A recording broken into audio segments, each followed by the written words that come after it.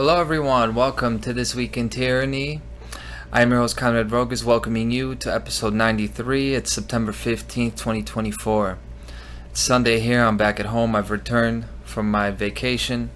I've been thinking about this show for a while. Episode 93, I wanted to do something big, and that's what it will be. I don't know how long it's going to take. It'll take how long it takes.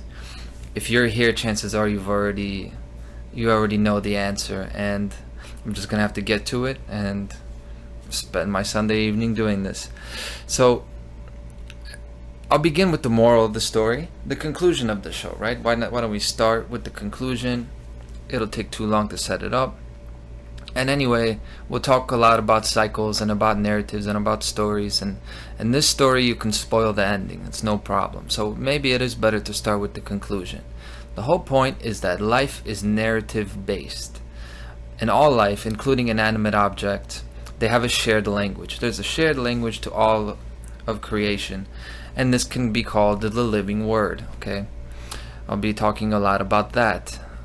Some platitudes to get out of the way. You've heard it before. The universe is spoken into existence.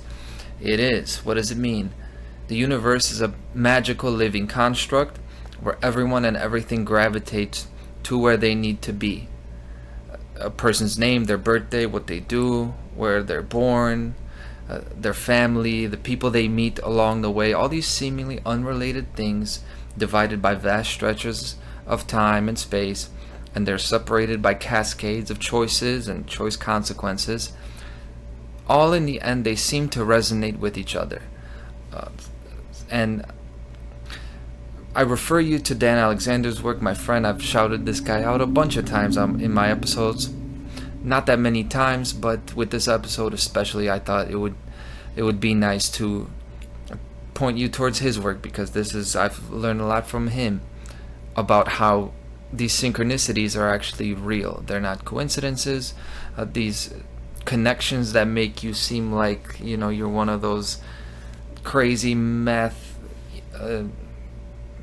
types who are digging to the equations and writing things on the board, and they're driving them crazy, like the movie Pi or Beautiful Mind. Turns out it's not as crazy as it seems, and this stuff is real. That resonated with me. He resonates with me. We resonate with each other. I'm putting out this stuff for whoever will find it, and it'll resonate with them. Point is, people, places, and events, they all coincide with each other somehow. What we call synchronicity, it's just a tiny fraction that we can perceive in our life that transcends boundaries of space and time. So everyone and everything is connected, from the biggest star in the galaxy to a single carbon molecule in a wooden table to you hearing this right now. It's not just an assortment of coincidences. And life is there, of course, to be experienced. So everyone will experience everything in the end, and we already have, right? The past and future has already occurred.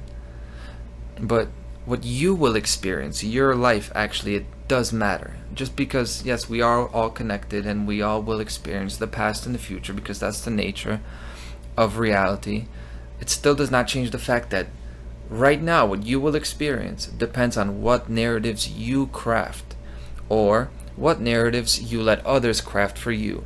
So as the show goes on, I'm actually going to unravel some of this science that reveals the ways of storytelling. It's not just, I don't just think storytelling is magical and I'm trying to make it real.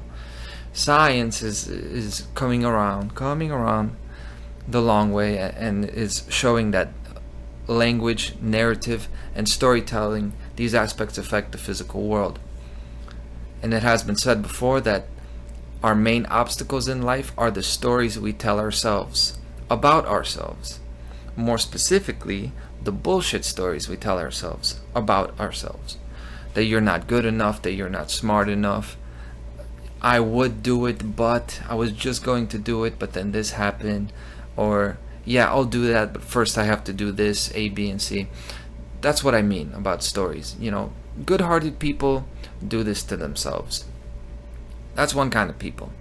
Another kind of people tells bullshit stories about themselves to others. tells bullshit stories to others.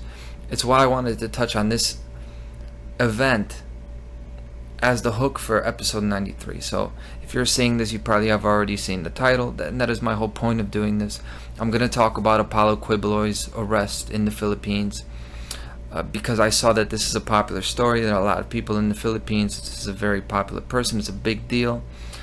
Really, as you have already seen if you're new here, I don't care about this guy Quiboloy. I'm going to talk about him. I've investigated the situation, but he's a nobody. The point is, we need to talk about narratives and stories, because that's what really matters here in any news story, but especially here. It is a hook. It is clickbait in a way, right? But of course, I'm trying to provide something of more value than anything I could say about this guy. And I will say a lot of things. I do have some insights about not only this person, and I'll talk about what happened with him, but then also the people affected. So look, another reason I did this is I got almost 1.5 thousand subscribers. A lot of that, most of that really is people who found me through the Mormon Stories podcast and through the video I uploaded, which is the Mormon Stories podcast episode with Adam Paul Steed, that John Dehlin continues to not be able to post because of a court order, basically a threat, right? So legally he's obligated to take it down. I'm not legally obligated to do anything, so it's still up there. It's on my channel. Anyway, a lot of subscribers since then. Regular listeners are not. Doesn't matter. The point is, if you're in the Mormon Stories crowd and you're coming across this is related to that, because this is a televangelist preacher that was committing crimes and participating. He was very corrupt, same way that it goes in the Mormon Church. So if you listen to the Mormon Stories podcast, chances are you already know how shady this institution, this religion, so-called religion, actually is. And it is a large part of my channel and what I talk about. I talk about the cult leader-like pull of certain people, especially in religions. Okay, so let's get right into it. The pastor from the Philippines, he was arrested this week for sex trafficking and all sorts of fraud, all sorts of crimes. Essentially, this guy is your super popular, charismatic televangelist cult leader, okay, like a Joel Osteen type. I use the term cult leader. Okay, you may be surprised by that. You say, well, he's a cult leader. Yeah, he is. He's a televangelist preacher, cult leader. But officially, to describe him officially, I'll read from his FBI wanted poster. Let's just skim through this real quick. Apollo Tsarion Quiboloy, the founder of a Philippines-based church, is wanted for alleged participation in a labor trafficking scheme, brought church members to the United States. They had fraudulently obtained visas. They were basically here soliciting donations for a bogus charity. Actually went to him, right? Was actually financing church operations, was financing his private jets and helicopters. Then the most successful members that would do this, they would be sent to the United States, where they basically, were Jehovah's Witnesses on steroids. They were actually recruiting, they were collecting donations. They were recruited to do that, basically a big money scheme. Now, they were doing that year round.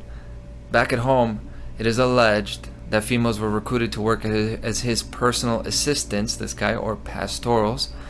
And they prepared his meals, cleaned his residences, gave him massages, and of course were required to have sex with him in what the pastorals called night duty. So they had to do night duty. This is some cult leader type stuff, right? He was indicted by a federal grand jury in California for conspiracy to engage in sex trafficking by force, fraud, coercion, sex trafficking of children, fraud and coercion, conspiracy, and bulk cash smuggling. That was November 10th of 2021 when a federal warrant was issued for his arrest.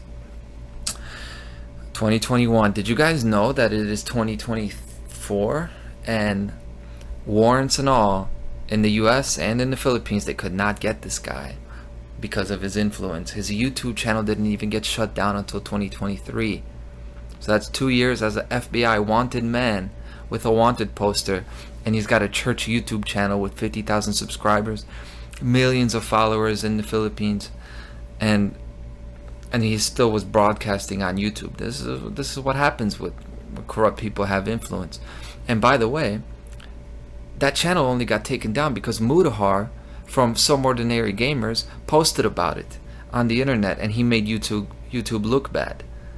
And that's thanks to his reach and influence. So that's a great work by him. And that's why I make these videos and I put myself out there in the world. I'm trying to influence people too. I'm trying to influence people to free themselves from the narratives of others and tell their own story. Okay? I talk about influence a lot and how important it is and how the world works. Influence is a sort of fundamental law. It's really about how much pull you have, like gravity, literally. Like, how much pull do you have in your environment? How much do you matter? How much does your environment mold around you as opposed to the other way around? It's very important, just in life. But that's why this guy avoided arrest. His church is like a compound. It's like an army base. The entire church is called the Kingdom of Jesus Christ. I'm going to talk about some of these crazy names that he made up. Like, it was called Glory Mountain. It's like a whole area that they have, a bunch of land, and they have their compound, private jet I've mentioned, and a helicopter. The police had to send 100 fully armed police to the compound, like riot police, and instantly people would try to line up at the gates and try to stop the police. This is like a force. It's like a mini military, So, but not in terms of their weaponry, but in terms of their dedication. Some of them were holding knives and swords, like ready to fight, because that's what happens with people who develop a cult following, right? They're ready to die for them, like this is a family member, like it's their god. And Quibloy over the years was influential in government itself.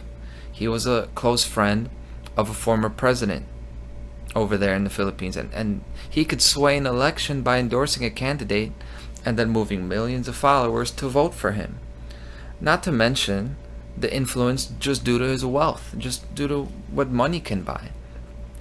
So, just because you got a wanted poster doesn't mean you're stopping the deals under the table. It doesn't mean you're stopping the money. It doesn't mean you're stopping the influence. And we see this story, Glory Mountain. He had women on night duty, that had to have sex with him. It all sounds crazy to us, like it's a joke. But this doesn't just happen in the Philippines or in Asia. Like, a good example is Kim Jong-un, right? North Korea, he calls himself the supreme leader. Everybody sees how that's a cult. We all see how that's a cult. But the world can't do anything about it. Why? Because he has a compound too. His compound's the entire nation of North Korea. But it's kind of isolated from us, insulated, because we don't hear in Korean the actual language, the actual slogans of the brainwashing. With Quibloy here, we do, right? Because it's the Philippines, it's a different part of the world, totally different culture, yet they use English.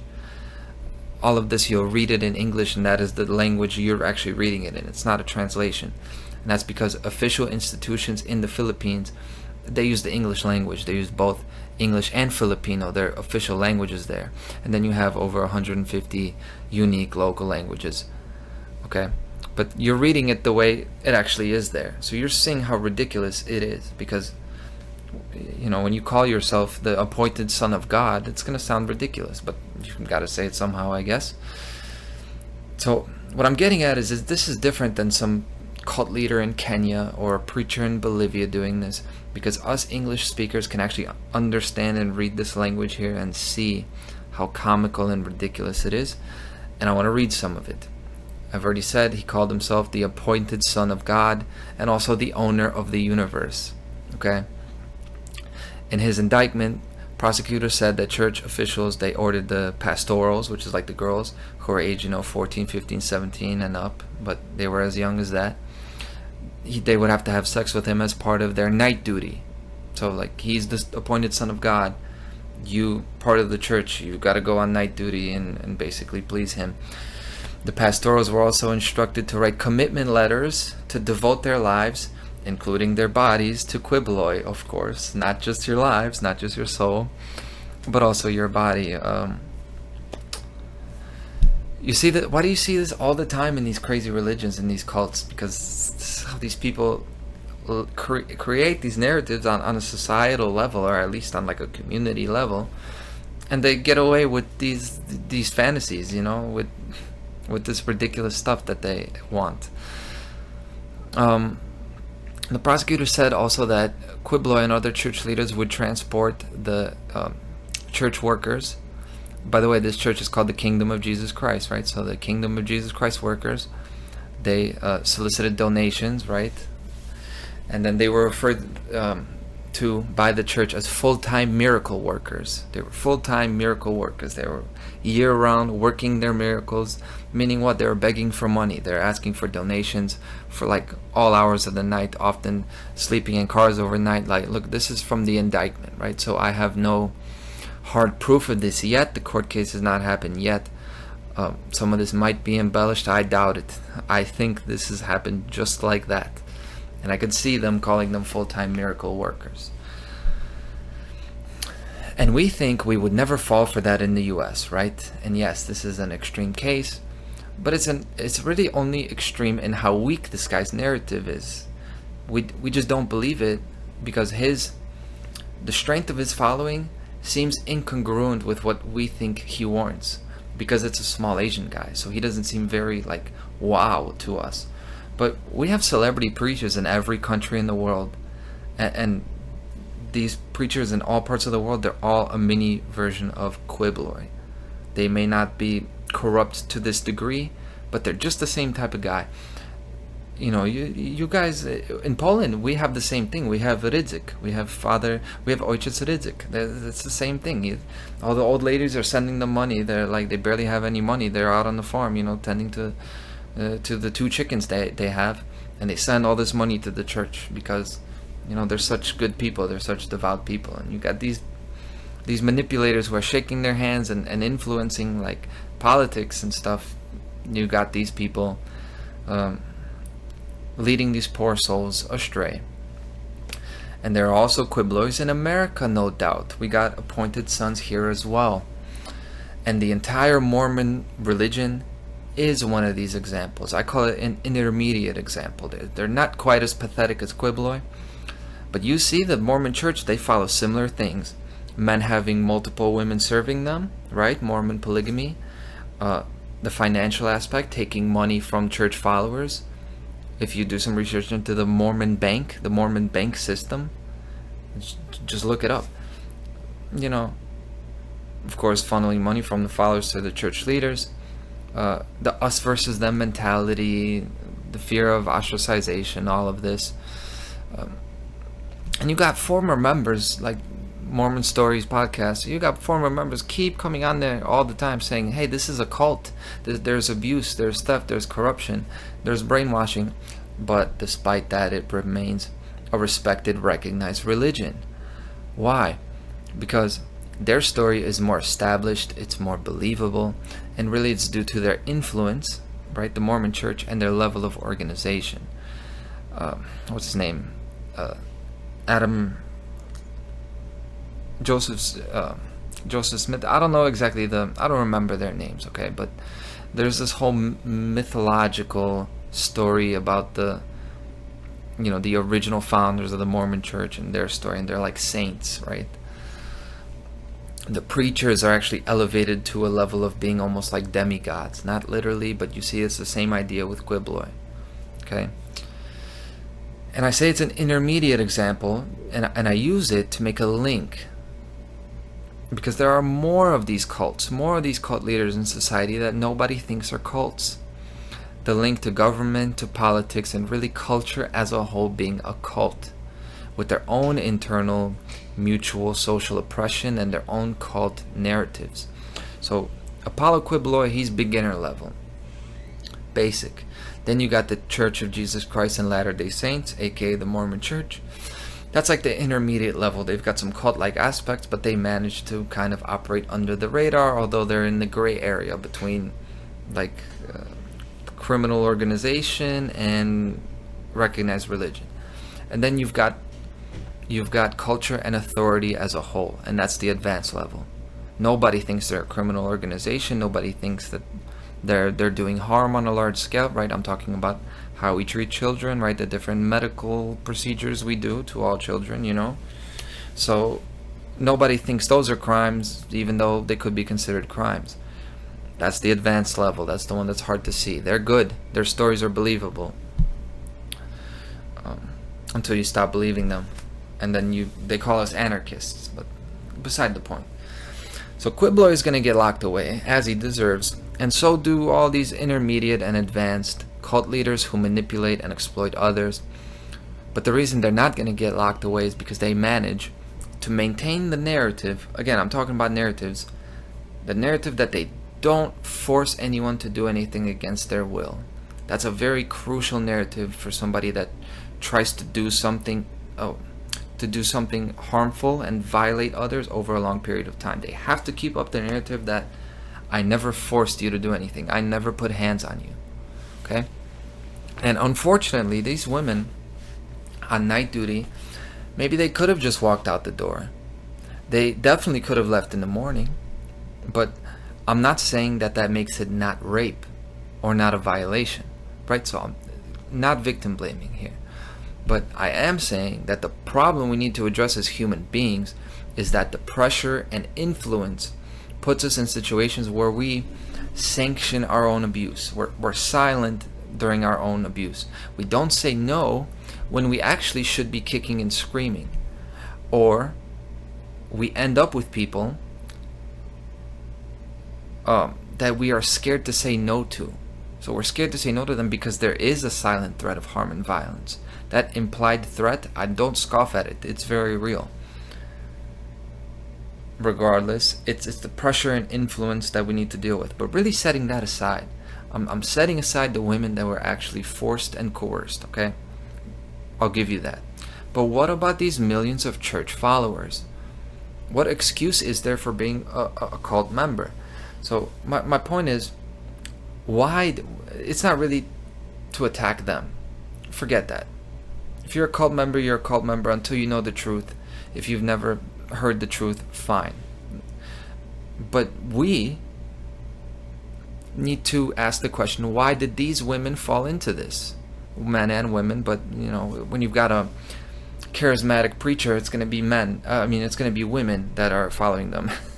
and maybe their husbands, you know, if they want to if they don't want to have an argument at home, right? So some guys will really go along into a belief system that they don't really believe in just to have peace and quiet at home. I personally think that is a hell you're creating for yourself. Beside the point, these people that fall into this, they earnestly believe. Why are they believing it? They actually believing the swindler story. That's first, they are, but two, it's the societal and cultural pressure. It's the fear that they're going to be ostracized, they're going to be shunned away, they won't be able to find a place to work, right? If everybody around is part of this belief system, they're afraid that their family will disown them, that their children are going to be bullied, right? Everyone's going to think I'm a bad person. This happens to people that go along here, and if we put aside just the classic cult religion, right? And we think about this as being like somebody who lives in Germany in the 1930s or somebody who's in the Soviet Union in the 1950s. We could ask the question now historically, how did you go along with that? How come you didn't say anything? Well, some of them believe the actual story, believing the slogans and all that. Yes, people do believe the actual slogans. But really it's that number two, it's that social and cultural pressure. It's that you live in such an environment that it is a huge pressure, and that's a real concern, that if you turn away here, you have got no place to live, nobody's going to interact with you, you're going to be isolated, and your children are going to be in danger. That's all real.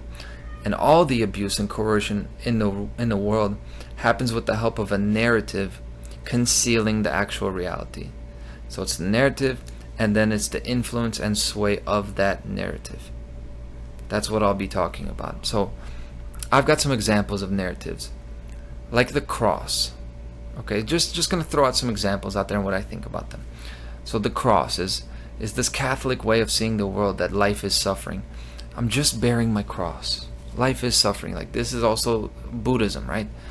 But especially it's in the spirit of many Catholics. Not gonna say all. But it's this constant suffering.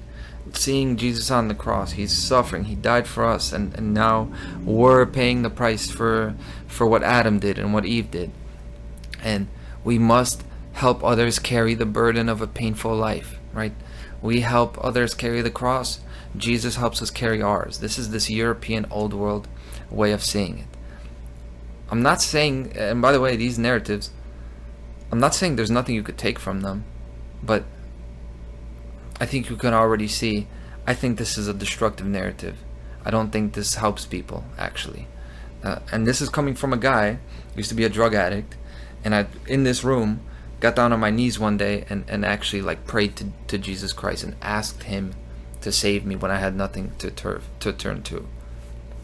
So I'm not being a hypocrite here. Like, I understand that when people say Jesus saves, I know what that means, but really, you saved yourself. You saved yourself with the openness. I saved myself with humility.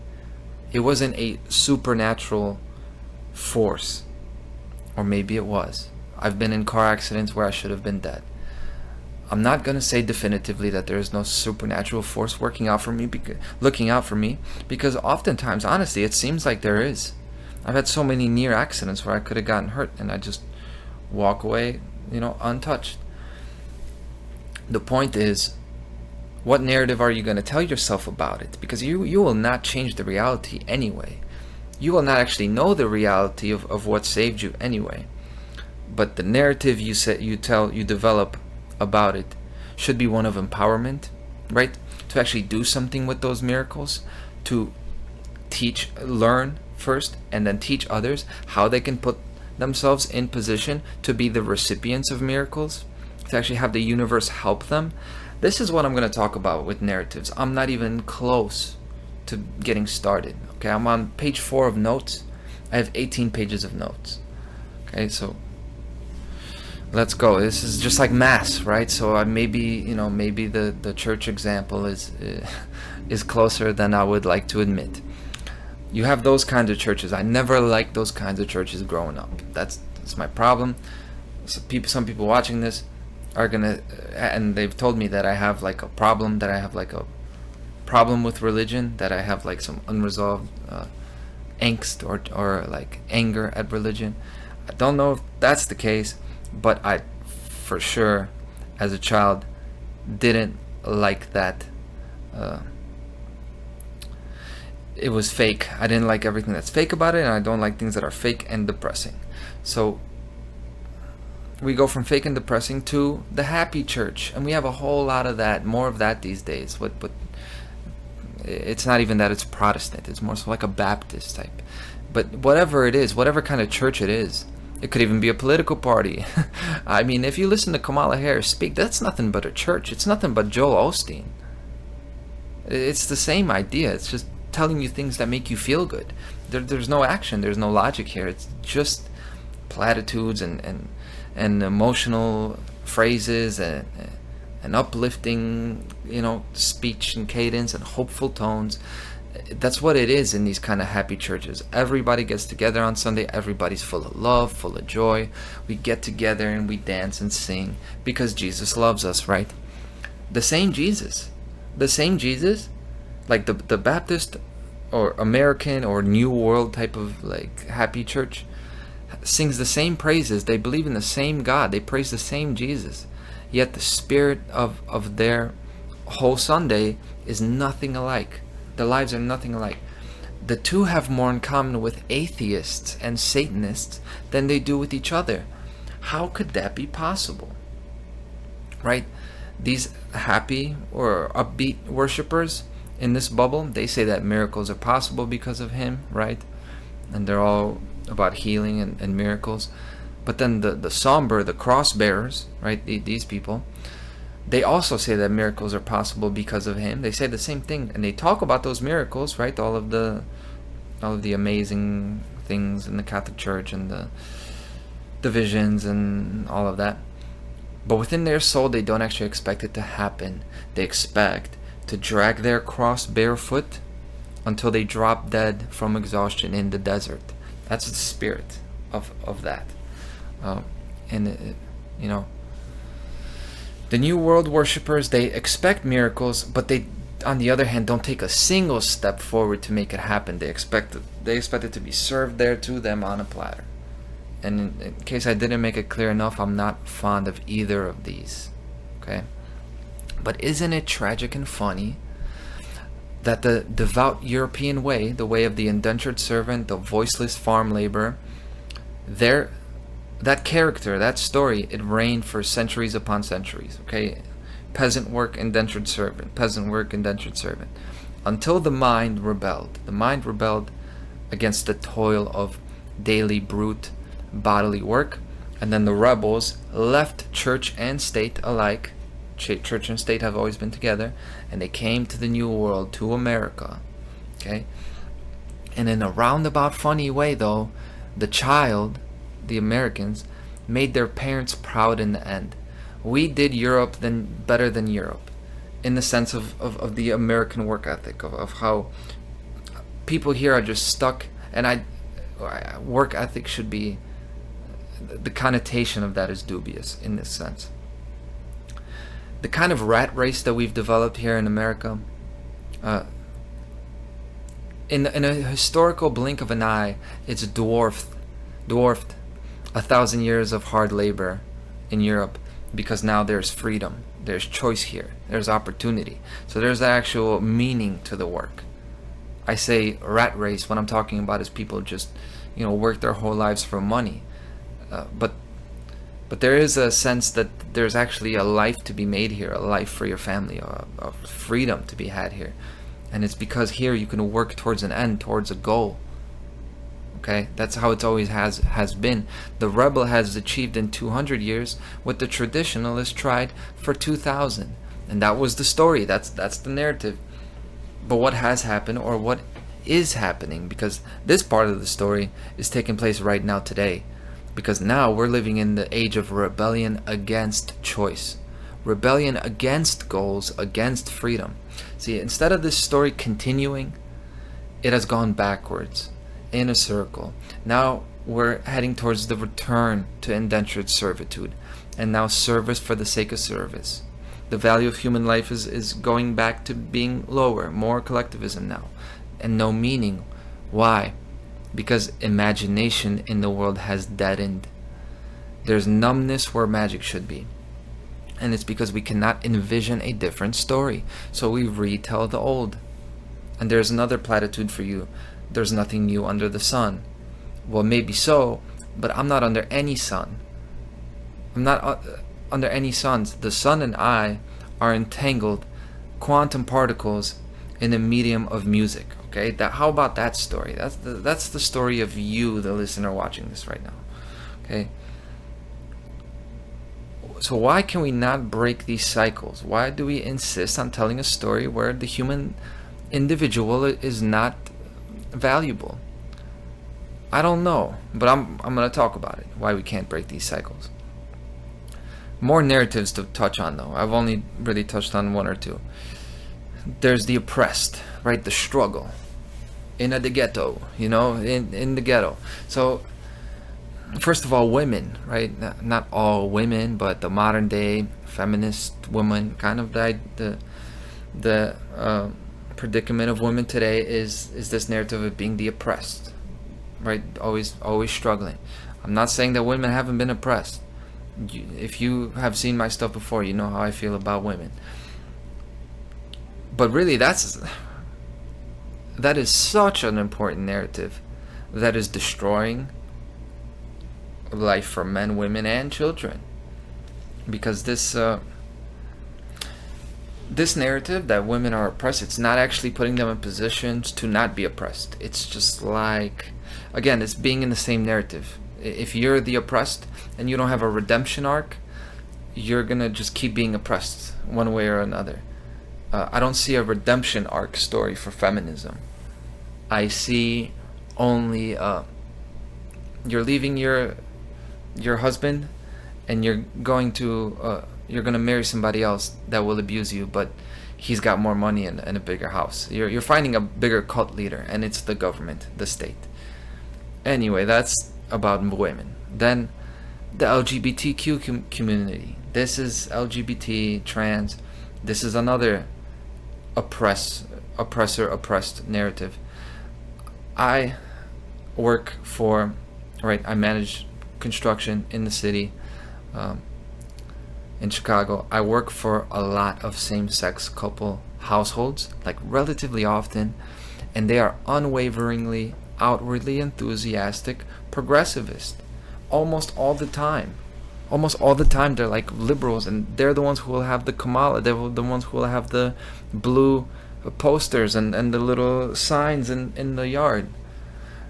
Unwaveringly, they'll have the flags, they'll have the rainbows. Now, is there anything wrong with that? That's not what I'm saying. I'm just saying it shows you that it means they're excited about the direction that government and societal institutions are going. Why? Because those entities put forth a story with that atmosphere of peace and safety, and very importantly, community. That these women can get married together, and they can have a dog, and they can be outside in a hammock, and they don't have to explain themselves to the neighbors, or they don't have to ask questions from the kids. And I love that. I think, I love that about America, especially, and gay people are cool in my experience. Their political views aside. And mainly these people just want to just get out of their bedroom, and I think everybody should get out of other people's bedrooms. I've always said that. But with this now, it's like an extra layer of societal protection from questioning and criticism. So they won't have to ask questions from the kids. Kids will innocently ask questions like, "Hey, why are you two always together? Like, is that like where's your if they have an adopted child, where's the dad? Where's the father?" Kids are just innocent. They're asking questions. Well, society is going to train the kids not to ask any uncomfortable questions now. And that's what that narrative is leading to. That's the purpose of that narrative. But anyway, another narrative, the black community, it's the same narrative. Another demographic that's experiencing the same narrative, the struggle, is the black community, and what a tragedy that is. Like the predicament of these black communities, like in Chicago, is crazy difficult. Like unhealthy food, there's no sense of achievement everywhere. You park your car, somebody's gonna hit your car. Distrust, uncleanliness everywhere. It's like and most of all, they send their kids to school, and at school they treat them like animals. They put them through the metal detectors. They're worried all day about what weapons they have. Then these kids get thrown together. Meanwhile, the kids, they're the children of people who are generational gang families. Like everybody's a gang now. Everybody has friends that they've lost, and now they have to go to school and act like they should be focused on learning. They're in an environment that's really not conducive to life. But at the same time, I'm not saying that I agree with this victim mentality about black men and women in America. It's a total joke. Because then you have affirmative action in schools and all of this stuff, and then you actually get reverse racism a lot of the time, and things are actually easier for somebody just because you're black and you're raised in the same environment, like in the suburbs. Then life is actually I'm not saying life is easier for you, but it's certainly your material success is facilitated by government, for sure. But that's all irrelevant to what I'm talking about with narratives. Who are the characters that a young black kid's supposed to resonate with? Like who are the most notable great black men in history? So I think of Malcolm X, I think of Frederick Douglass. That's my tip top. It's definitely not your cultural leaders.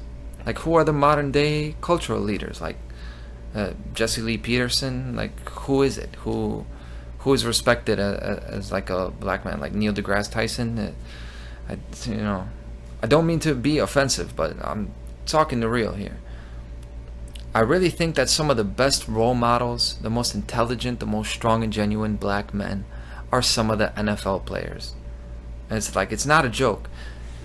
They're talented people that did what they love and they never got brainwashed. It doesn't matter what they got told in class. They didn't care about class. They were waiting for after class. And they made sure that their narrative was told, their dreams succeeded. They know, these players, that if they don't treat themselves right, if they don't get the job done, nobody's going to do it for them. And they don't need the government's help. The government needs their help.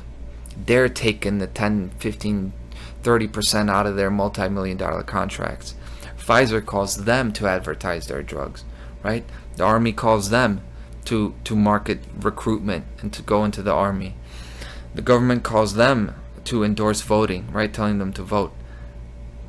They don't need anybody. That's a whole different narrative, right? And you can hear some of them speak. Like, I was listening to Antonio Pierce, who's a young guy, like 40-something, former player, head coach right now, and he's talking about another young guy, quarterback, who got like the third concussion in a year. He keeps getting concussions. And I hear this guy talking like, I just tell him to retire. Like, you're going to live longer than you're going to be a football player. Like, you don't need this. And just the way this guy talks, like, that's somebody who's like a father figure type of guy. Like, you could just, sharp people, strong people, intelligent people. It's not a jock's game. It's not a meathead's game. That's the narrative that has been painted about NFL players. These are some of the most intelligent people who are high up in a field like that. Because again, I'll maybe mention this a bit with narratives. Our understanding of language and basically learning in general, a lot of it is tied to movement. So how healthy you are, how much you move. Your motion is a fundamental aspect of learning. It's intricately tied in with that. But anyway, back to these narratives. One of the issues with these false narratives, the misleading ones, the ones that keep people held back, they're very hard to shed. They become embedded in our biology. Okay, they are very difficult to get rid of because they actually become imprinted into our genetic makeup. And this is where I'm going to get into some of the science having to do with narrative and having to do with storytelling. So narratives can actually become encoded in the body and actually passed down. There's something called transgenerational trauma. Generational trauma. I've even used the term generational trauma. More so as like a metaphysical, symbolic concept. Turns out it's not just metaphysical, it's a real scientific concept. This is a concept that was developed around the time that epigenetics was discovered, and epigenetics now is something you're hearing more and more. Epigenetics, however you define it, is a proof that we and our environment affect our own genetic expression. Epigenetics, the word, it came about in 1942, but really when you talk about the concept in the modern day, how we understand epigenetics, that was not brought up until 1990. And it's transformational now. Bruce Lipton, all of this, Joe Dispenza, epigenetics is huge now. Okay, it's still very small. I'm trying to spread the science. Science is lingering as it does, but it's not hidden anymore. So 1990, this comes about. You got to go back to a publication by Robin Holliday, January 30th, 1990. It's called DNA Methylation and Epigenetic Inheritance. Okay, by the way, so genetics is your genetic code. Epigenetic means like beyond genetics. So epigenetic inheritance means something that's not really a part of your DNA. It's not part of your chromosomes. It's not going to come out on a DNA test, but it is something you're picking up from your parents. Okay. Now, DNA methylation is something that I have been exploring. Really, like, only discovered this a month ago. You know, and not even as part of anything, just a part of my personal research. And methylation is what is responsible for something that is called epigenetic age acceleration. In other words, this is what makes you age. This is what makes you unhealthy. This is what makes you feel bad when there should be no reason to feel bad. There should be no reason to be aging so rapidly as a lot of people do. It's because of methylation. Methylation is a microbiological process that's linked to stress. Okay? Here's a study called Chronic Social Stress Induces DNA Methylation Changes at an Evolutionary Conserved Intergenic Region in Chromosome X. That was published in Epigenetics magazine 2018. So recent. Okay? This is recent stuff. This is happening now, 2018, and going forward. New cutting edge science that we're talking about here. Linking it to stress. Now, linking that to intergenerational transmission of it. Another article here, 2018, Transgenerational Epigenetics of Traumatic Stress, published in Progress in Molecular Biology and Translational Science, volume 158, pages 273 to 298. I have not read it. These scientific journals, they're, you got to go out. They make it very difficult to obtain the PDF. I got to buy the journal or something like that. I may obtain this and publish it. I may link it. I was going to put it I was going to put it up, but it's going to be a lot of editing. I'm still on page 4, and we're 46 minutes in. But of course, rest assured that with this cutting edge science stuff, there's plenty of skepticism and criticism of generationally inherited trauma. But the fact that it affects our biology, that can't be denied. And there are fresh ideas having to do with epigenetics. And another one of these is historical trauma. In other words, it's collective trauma or interpersonal trauma. Not passed down generationally per se, but passed down from person to person. So Maria Yellowhorse Braveheart is a social worker that worked in the Lakota tribe, and she created this concept in the 1980s, and she broke open the floodgates with this, that trauma is collective and can be experienced together by people through telling stories, right, through sharing it with each other, the whole society. And after this research was done on children of Holocaust victims, okay? You're going to see a lot of this tied to Holocaust victims when we talk about generational trauma, as well as historical trauma. Traumatic events witnessed by an entire society can stir up collective sentiment, often resulting in a shift in that society's culture and mass actions. I use that sentence there because that's exactly what happens. That's how people are controlled in the modern day, through traumatic events. Don't believe me? Well-known collective traumas include slavery in the United States, the Holocaust, the September 11, 2001 attacks, and the COVID-19 pandemic, and many others. Collective traumas. Some of my friends, they know that some of those events have things in common with each other. They have some things in common, wink wink.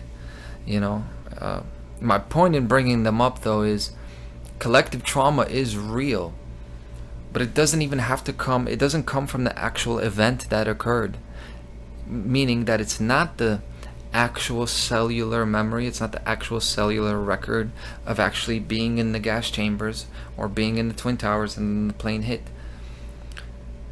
By the way, DNA methylation is usually wiped out when the egg is fertilized, which would indicate it's not the actual genetic hardcore memory.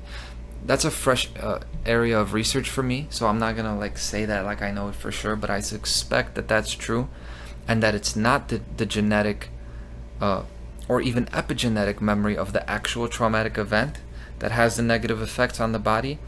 It's the narrative surrounding it, and that's why historical trauma is real. That's why collective trauma is used, because putting the trauma narrative out there does the effects of trauma.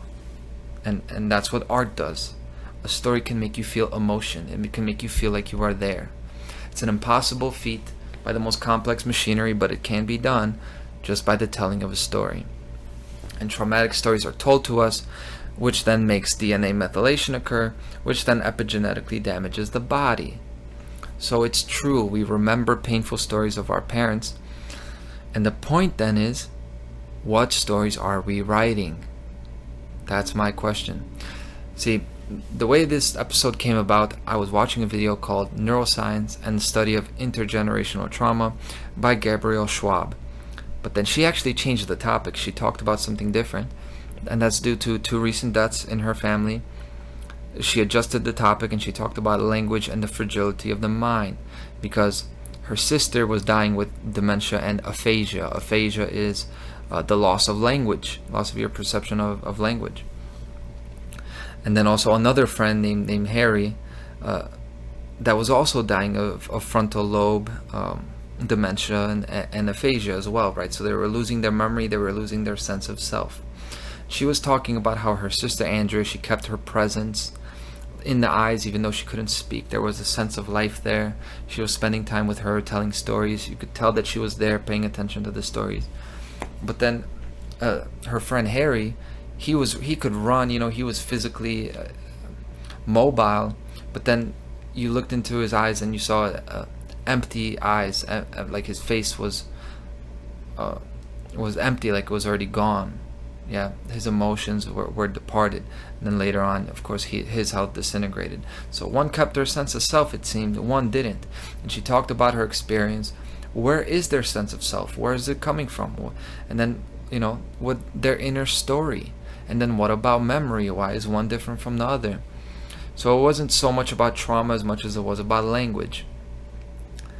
And I already thought to do an episode about this because it was interesting. But then I realized the link between narrative, language, and epigenetics. So then I explored the idea of a narrative, narratology, and semiotics the way that I do. I'm going to talk about all of that. Researching the way that I do. I keep clicking things. I got distracted because I'm looking at my notes because it still tells me I'm on page 4. But I went through like 3 pages, so I'm like, what is going on? I'm actually on page 7. So I'm not doing as bad as I thought. Anyway, yeah, I'm telling my story of how I was researching this, about telling stories. So I go on Wikipedia, I start clicking things, I look things up, and that's what I do. Okay, I just keep clicking things and keep looking them up. And I keep going on these rabbit hole dives. It's just like a kid. You see something interesting, you go and you look at it. It's really not that hard to obtain knowledge in this world. It's the way you approach it. So now, as I get into language, it's like a disclaimer. I'm going to make connections between letters, sounds, and numbers. If you've seen me before, you know I connect concepts to letters and numbers. It's a thing for me, okay? Because there is a universal language. And English, the English language, it really brings those connections out. So if you're one of the few people that follows this on subtitles, okay, first of all, I'm sorry. It's going to be a rough ride just because it's a 2-hour video where you're going to be reading, I know. But second, the translation you're going to hear now is not going to follow the connections that I'm going to make, because it's going to get translated. It's not going to be the same spelling. So when I start talking about words, I would say just listen to the sound. The sound is much more important than the YouTube translation in the subtitles. Okay. Semiotics. What is semiotics? It's the study of signs. A sign is defined as anything that represents something else. This is going to sound like, if you ever read like a philosophical book, it gets really tedious. They're talking about super general things, and it's like too concrete, and it gets abstract in how specific it is, because you're talking about like big concepts. But we got to start somewhere. So semiotics means signs. A sign is anything that means something, okay?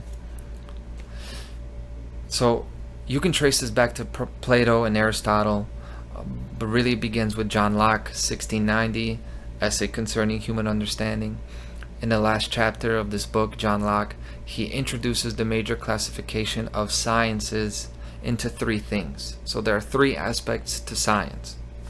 Natural philosophy, things as they are, in other words, so that's science in the classical sense. 2, semiotics, which John Locke defined as how to attain any end. In other words, not how you get things done, but how you figure out how to get things done. Okay? I'm going to expand on this. And then third, you've got ethics or moral philosophy. It's really moral science, which is also the ways and means whereby the knowledge of either of these is attained or communicated. So it's like one is building on top of the other. Okay, for natural, the first is just science, things are as they are. The second, semiotics, is really like logic. It's how we can tie these things together to actually do things. And then ethics or moral philosophy is really the realm of action. How do we behave in a way that we can expand this and then carry it to others? And this is significant. Significant. That means sign, to signify. Significant, it's SIGN. It's all about signs, because without the ability to envision something standing in place for something else, we would not be able to form relationships between things, but mainly between us, like us and somebody else, and then also within us. There are no relationships without semiosis, without semiotics. You need to be able to put yourself in the place of somebody else, right? We call this empathy, right? It's really the way that empathy and understanding, they're actually evolved forms, or they're different forms of feeling and being. So to exist in the world, to feel, to experience things, it's all about being able to translate signs, okay? Not just that you're existing in this vacuum and all these things are happening to you. You're looking for the links. And there's this fundamental relationship between the signifier and the signified, okay? Like the signs and what the sign represents. So it's about representation, okay? If you look up semiotics, they often credit Ferdinand de Saussure, who was born 1857. He was a linguist and a philosopher for Switzerland. Deserves credit, but really you need to go to Charles Sanders Peirce's work, born 1839, American scientist,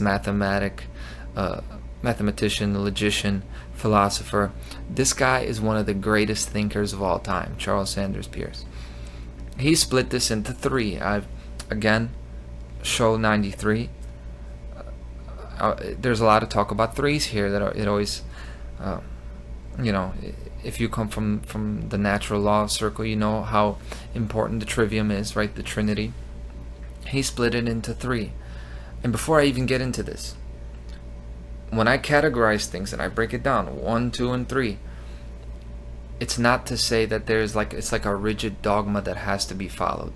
I'm just saying that this way of splitting things into threes, as opposed to duality,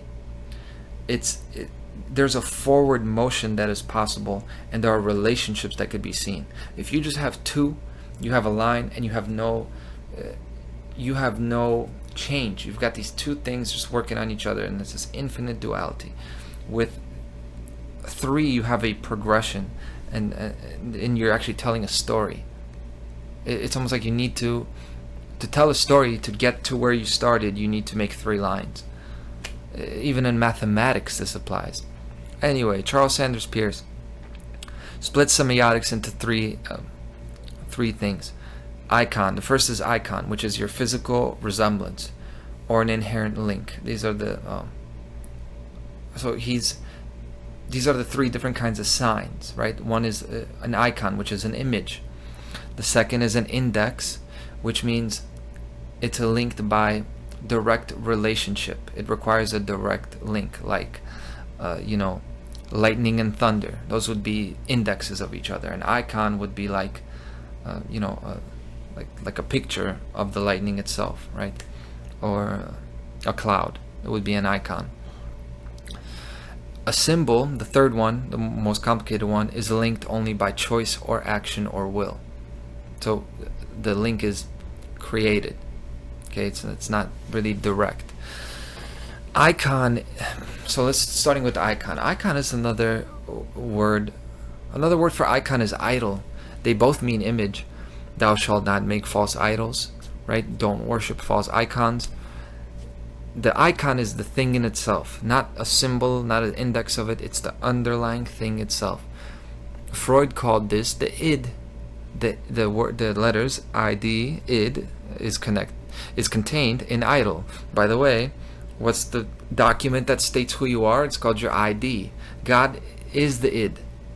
That's not what I think, but the God of this world really is thought of as the id. It's the most primal. It's the Father, right? In the Holy Trinity, the Father is first. So when we think of God, we're talking about the id, actually. And this is the primal part of us that we cannot control.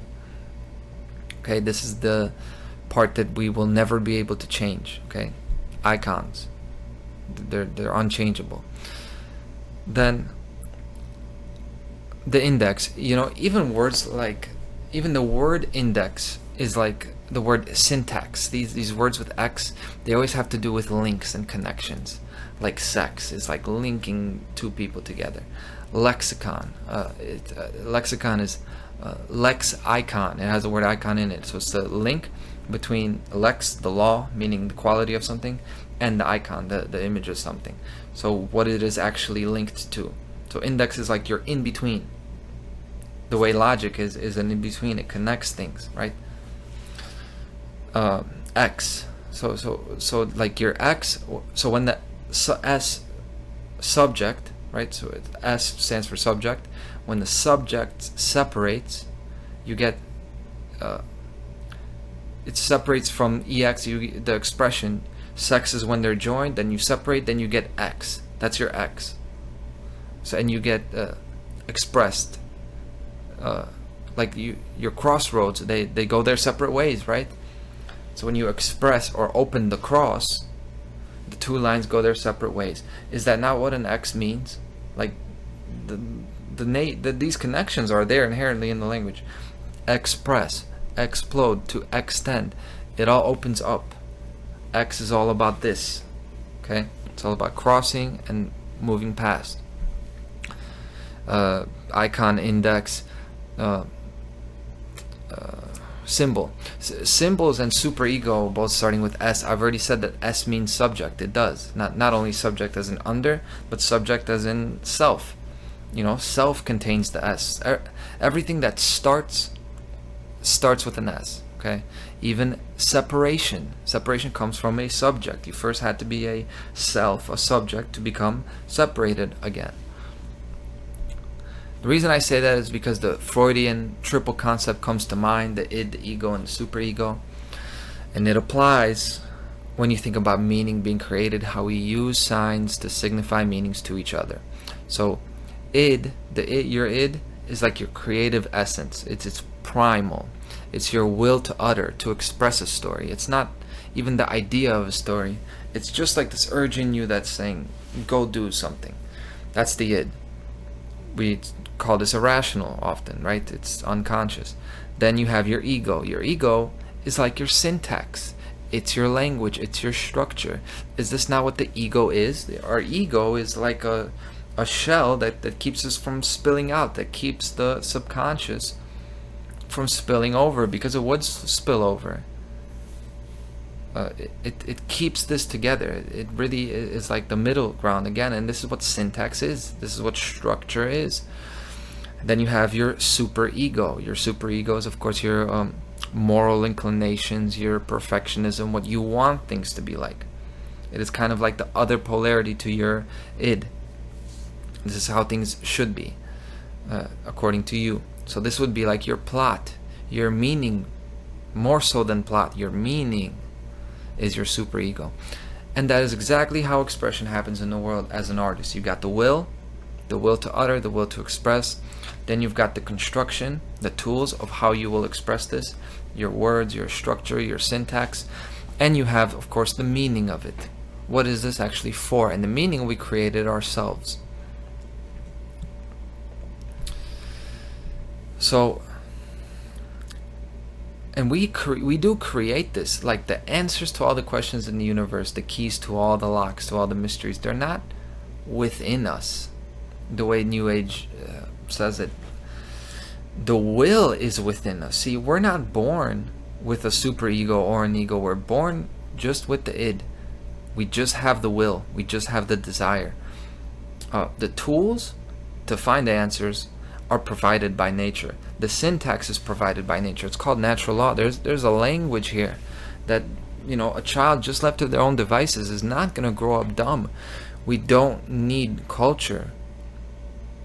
As long as we are just not deprived of our basic necessities, and as long as we are not deprived of relationships, we will be totally fine, and we will grow up to be amazing people, even if we were raised by the wolves. That's provided by nature, that syntax, right? The tools to find answers. The meaning can only be found through action, through forward motion, through endeavor, and through initiative. It's not just given to you. There needs to be a journey to find this, and that's the beautiful thing, because journeys are really cool. Narratives are fun. It's fun to be a part of stories. It's fun to write stories. The world is really not that complicated. And the story of life is a 3-part story. You reduce it to 5 words. Let's see. Am I going left to right? We're gonna go left to right. Nature through relationships becomes individualized. That's the story. That's the pattern that your story should take, because this is how nature has done it. Nature through relationships becomes individualized. This is how you got to where you are. You were born, you had these things, you can't change them. You had different relationships, not only with other people, but with yourself. Chances are you had your redemption arc. Chances are at some point you looked in the mirror and you had a crisis to go through, and you made a decision. And you made a decision to become individualized, to become different than everybody else. That's a good fucking story. Okay? And it's not just us. It's not just us human beings, but as we will see, it's a life itself tells these stories. And then we go to Jacob von Exkoll, born 1864, a Baltic German biologist who worked in the fields of medicine, in muscular physiology, muscular physiology and animal behavior studies, and he was an influence on the cybernetics of life. Cybernetics is like the study of loops, right? Feedback loops and patterns of behavior, systems. And he developed the concept of the Umwelt, which then Heidegger, born 1889, he applied that to philosophy. And then Thomas Sebiak applied that to linguistics, and he co-founded biosemiotics. Bear with me here. Martin Heidegger, the German philosopher, he's more known for the concept of the Umwelt. He actually took the concept, and again, he split things into 3. Seems like all these smart guys, they keep putting things into 3. The Umwelt is your perceived physical world. It is the world you see. Your Mitwelt is your relationships with others. Okay? Then your Eigenwelt is the world of the self. 3 different worlds, okay? Like world within a world within a world. Now, that's Heidegger. Then Thomas Sebiak is working on biosemiotics, and Jacob von Exkoll as well. As this field is developing, it didn't have like a name, so you can't really, it's hard to pinpoint who invented semiotics, who invented biosemiotics. I don't know who invented knowledge, but anyway, I'm calling out a lot of the big players here, because this is important to research. Nobody's making these connections, that's for sure. So I'm taking my time doing this because it's the type of thing you can go back to in 5 years and it'll be relevant, because science is not going to get around to this for like 50 years. So biosemiotics is essentially semiotics, which is science applied to the animals and the bacteria, not just human beings. So all life, down to a single cell organism, has the power of choice, because it is actually dealing with signs. The cell moves around performing its function, and this is purely biological and stimulus response, and nothing can be done about it, right? This is what is thought. So this is how we've always thought of it. It's just like mechanical, like a computer. But say this single cell is looking for food. What informs that cell's decision to turn left or right in that search? If you analyze it in a binary way, like a computer, you got to say, okay, what is causing the programming here? If we're talking about cybernetics and finding out the reasons for things, just studying life, what made this decision? What informed this decision? Because there had to be some force acting on that to make it go like this. So in the biosemiotic view, The beginning of intelligence is the ability to interpret or misinterpret signals. It's all about signals. If a living organism could only interpret signals properly, the world wouldn't even be the world. It would just be a computer, meaning that even a wrong interpretation of signs is still creating the opportunity for learning, the expanding of intelligence. It has been said, there's a quote, creativity is to connect things that otherwise wouldn't be connected. That's the point here. And this happens in biosemiotics, not just with human beings. So now the more complex an organism gets, the more it can store information, more signs, and then records of signs and meanings, right? Like a record of this, a database. We humans, we call this memory. It's an entire database of acquired signs and acquired sign meanings. And then biosemiotics, it's finding in the scientific real, it's finding proof of what I explore in the philosophical, what all these people have explored in the philosophical. And my definition of free will, by the way, like we're talking about free will here, right? When you develop this this ability to interpret or misinterpret a sign. Free will, my definition has always been the ability to act according to or contrary to your own nature. It's that you have the choice to do what you were programmed to do, or say, no, I'm not going to do what I was programmed to do. I'm going to do something else. That's free will. And that definition limits free will to the human species as it should be. Because if you're thinking about the concept of free will, we're not talking about something that animals have. Yes, something informed that animal's decision to go here or there, like a cat or anything. But when we talk about free will, this is a complex thing. This is a human thing. So that's why that's my definition. But biosemiotics, it gets at the foundations of free will. This is like a scientific explanation of the principle that free will originated from. And it talks about the choice that all life has, a fundamental choice. And that tells a whole different story about the universe and what the universe is. And this is where my investigation takes me to Thomas Sebeok, born 1920, a Hungarian polymath and linguist. This guy studied in Chicago, then he went to Princeton in New Jersey, and then he would come back to live and teach in Indiana University, and died in 2001. So we're getting more recent here. And this guy, Thomas Sebeok, I really like this guy. I really like this guy, and a special thanks to Kalevi Kul, who is an Estonian professor of semiotics. He put this together on Thomas Sebeok, which I will refer to. Really, he put together a lot of his writings, his books, because I just found out about this guy like this week. But I love the guy, and I love the things he has to say.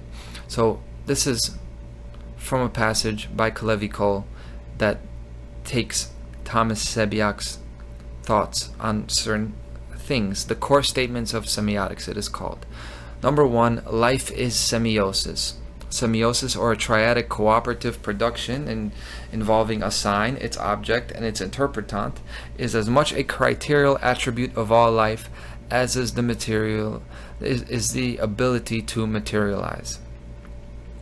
So it's as natural as life that you have a sign, its object, and its interpretant. Interpretant is like the meaning. So that would be like the third part of the Trinity. A sign, and then its object, meaning what the sign represents. So a sign is, again, your first is your Umwelt, part of your Umwelt, or natural signs, as John Locke has said it. You got your sign, then you got your object, what the sign represents. So then you have the relationship between this sign and that sign, this sign and what it's actually talking about. So it's relationships that are implied here, right? This is your syntax, your logic. This is where your link comes from, and then you have your interpretant, which is your meaning. So hey, didn't hear from me. Life is semiosis. Number two, the Umwelt is a model. So he said the recalcitrant term Umwelt had best be rendered in English by the word model. all and only living entities incorporate a species-specific model or Umwelt of their universe.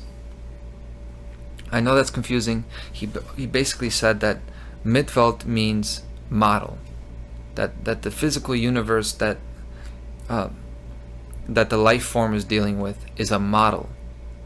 Okay, meaning none of us really experience the entire world objectively, or even the same world as anyone else. We experience our concept of this world based on the signs we have come to perceive, recognize, and interpret. So a lot of this goes back to Immanuel Kant. I hate Immanuel Kant's I hate what his philosophy has led to. So I don't like I've always been irked by the idea that you're not actually seeing this microphone, you're just seeing an image of a microphone, you're just seeing a concept of it. I've always thought it was a lot of bullshit. I've always thought it took you away from being in the rational world, and I thought it was limiting. But in this field, I gotta say Kant is influential, and it's really a wrong interpretation of Kant that has done all the damage here. So I'm gonna resurrect the guy a little bit, okay? Because the point is, we're experiencing what we're experiencing because of our model. What narrative we see, what kind of story we put ourselves in. Meaning, you know, a flea or a jellyfish is going to be in this medium, and in the water, a jellyfish is going to pick up a completely different universe than a flea is, even though they're in the same medium of water. Okay. Therefore, one's life experience is crucially linked to and dependent on what signs and symbols we know, especially language. So I'm talking about letters, I'm talking about numbers, but also patterns. So knowing how to pick up emotional patterns and habits, and maybe most of all, knowing how to listen. Knowing how to listen is knowing how to take in new signs so that your model can expand, and then being open to new experiences. I take a lot of this simple statement, the Umwelt is a model. It's been said many times that so much of life remains undetected only because we don't have the language to describe it. Things we experience, we don't even have a name to call that experience, so we never actually see it because nobody ever points it out. That happens so often in everyday life. Like someone will point something out, and everybody else in the room will be like, oh yeah, that was obvious, that makes sense. But until that person pointed it out and called it and made it real, like nobody else really knew it. This is why you could think something about yourself all your life. It could be like an insecurity, and until somebody speaks to kind of make that insecurity known, you've been thinking that you were dealing with it all your life, and then it's going to hate you because you had the symbol, you had the language for it, and your Umwelt changed, your universe changed at that point. Third statement: there exists a global communicative network in the biosphere formed in its lowest level by bacteria. The earliest, smallest known biospheric module with semiotic potential is a single bacterial cell. The largest complex living entity may be Gaia. Both units at the polar ends display general properties of autopoietic entities. Autopoietic. But it is now bacteria that merit, in my opinion, special consideration on the part of all who would work at semiotics professionally. Thomas Sebiak, he wrote this in 2001, the year he died. I get chills listening to this guy. Like, this blows my mind. I think about this guy who's so advanced, studying all this, and like he's about to leave this world. Like, you know, he's living out the remainder of his life, and he said that the most complex living entity may be Gaia. Now we know this in the New Age circles. But to describe it as a complex living entity, we're used to people saying this, but now we have the professors saying it. We've got real strict scientific guys saying that. And to hear the words global communicative network, I've thought about this like 10 years ago and wondered if like such a thing was real, because I always was pulled in this direction to break down names and codes and find the codes, like maybe there was an actual code in the letters and gematria and all this. It's real. It's real, and it's called the living word, right? Oh, is that what it's called? That's what we call it. But shout out to my friend Dan. And autopoietic, the word he used, he says that Gaia is an autopoietic entity, and so does a single bacterial cell. Autopoietic meaning capable of producing and maintaining itself by creating its own parts. Auto means self. Poiesis, Greek word, means creation. Okay, it's a Greek word, that's why I say it in a funny way. It shares the same root as the word poetry. So when we talk about autopoietic, it's like autopoetic. It's self-creating. That word didn't exist until 1972. And in 1972, I'm reading an excerpt now. In their 1972 book, Autopoiesis and Cognition, Chilean biologists Humberto Maturana and Francisco Varela described how they invented the word autopoiesis. Quoting from them now, it was in these circumstances in which he analyzed Don Quixote's dilemma of whether to follow the path of arms, praxis or action, or the path of letters, poiesis, creation, production. I understood for the first time the power of the word poiesis, and invented the word that we needed, autopoiesis. It was a word without history, a word that could directly mean what takes place in the dynamics of the autonomy proper to living systems. Are you still with me? They're basically talking about uncovering a paradigm of existence that all life has the potential to be self-creating, to create the things that it needs for its own survival, like the earth. If the earth needs some shit to get done, it's going to make something that'll get it done. That's what we are as humans, and we humans do the same thing. So it's a nice, big, beautiful family of people doing things for each other. A great place of relationships, the earth, okay? We're the ones who are really shitting the bed here. That's why I'm making this show. That's beside the point. Statement number 6. Symbiosis is a token of semiosis. He says the biologist's notion of symbiosis is equivalent to the philosopher's notion of semiosis. Okay? Symbiosis is, like species interacting with each other. Okay, like you see the big blue whale, and they have the little fish next to them, and they all live together because they're for each other's mutual benefit. So symbiosis is, things helping each other.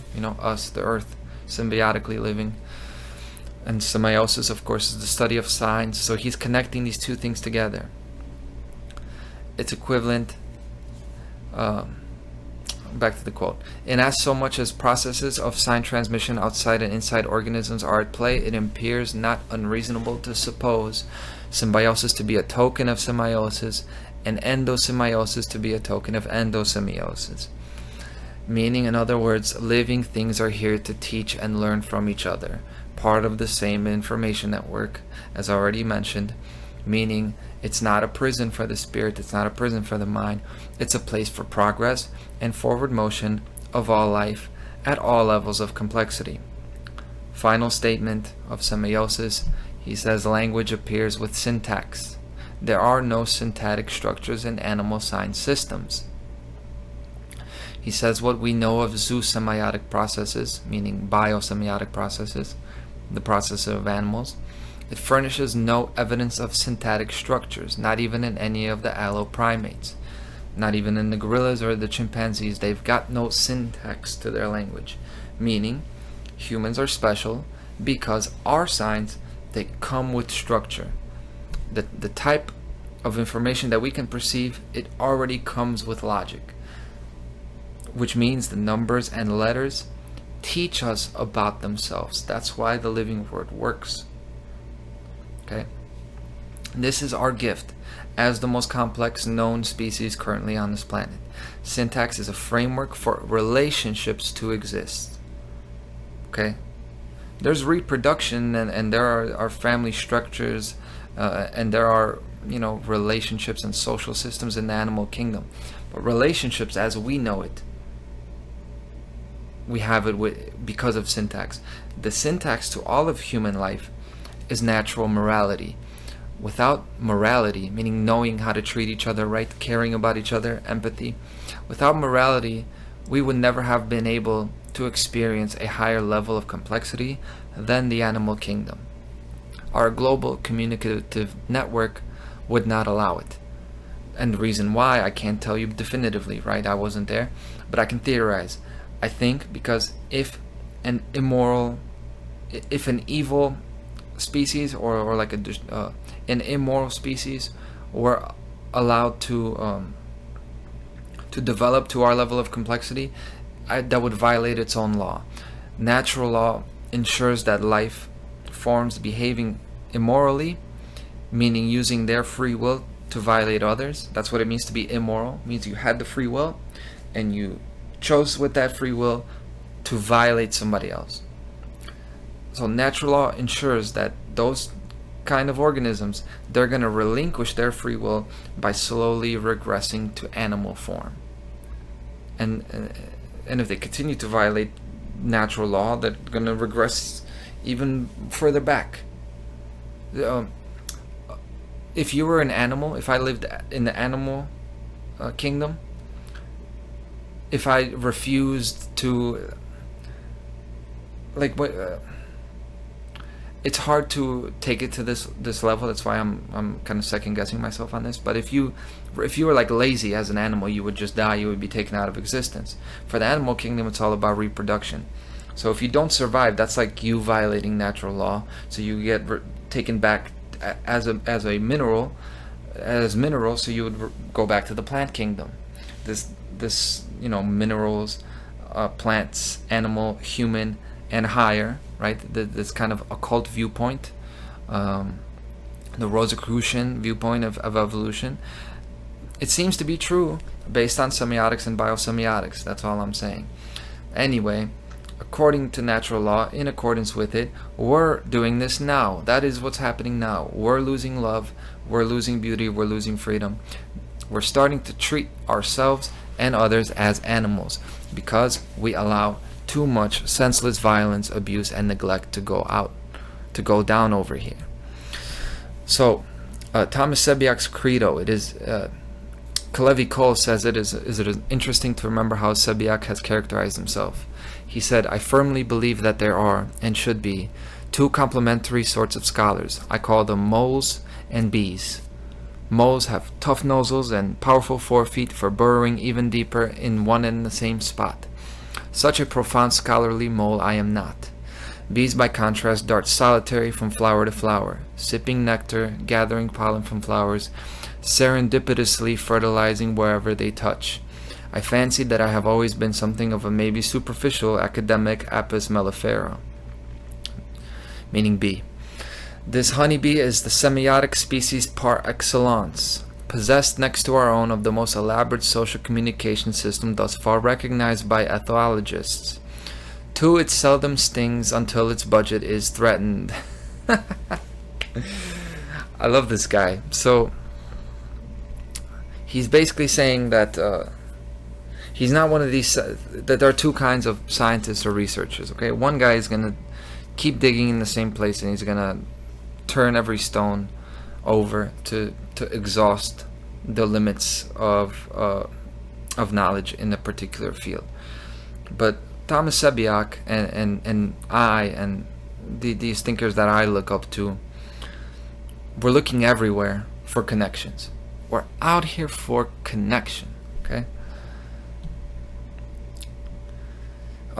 Cole says it is important to understand that there is much more than an allegory in these slightly humoristic accounts because according to Sebiak, the life process is the same in all living. Since this is a semiotic process, these comparisons state something about the ways of life in general.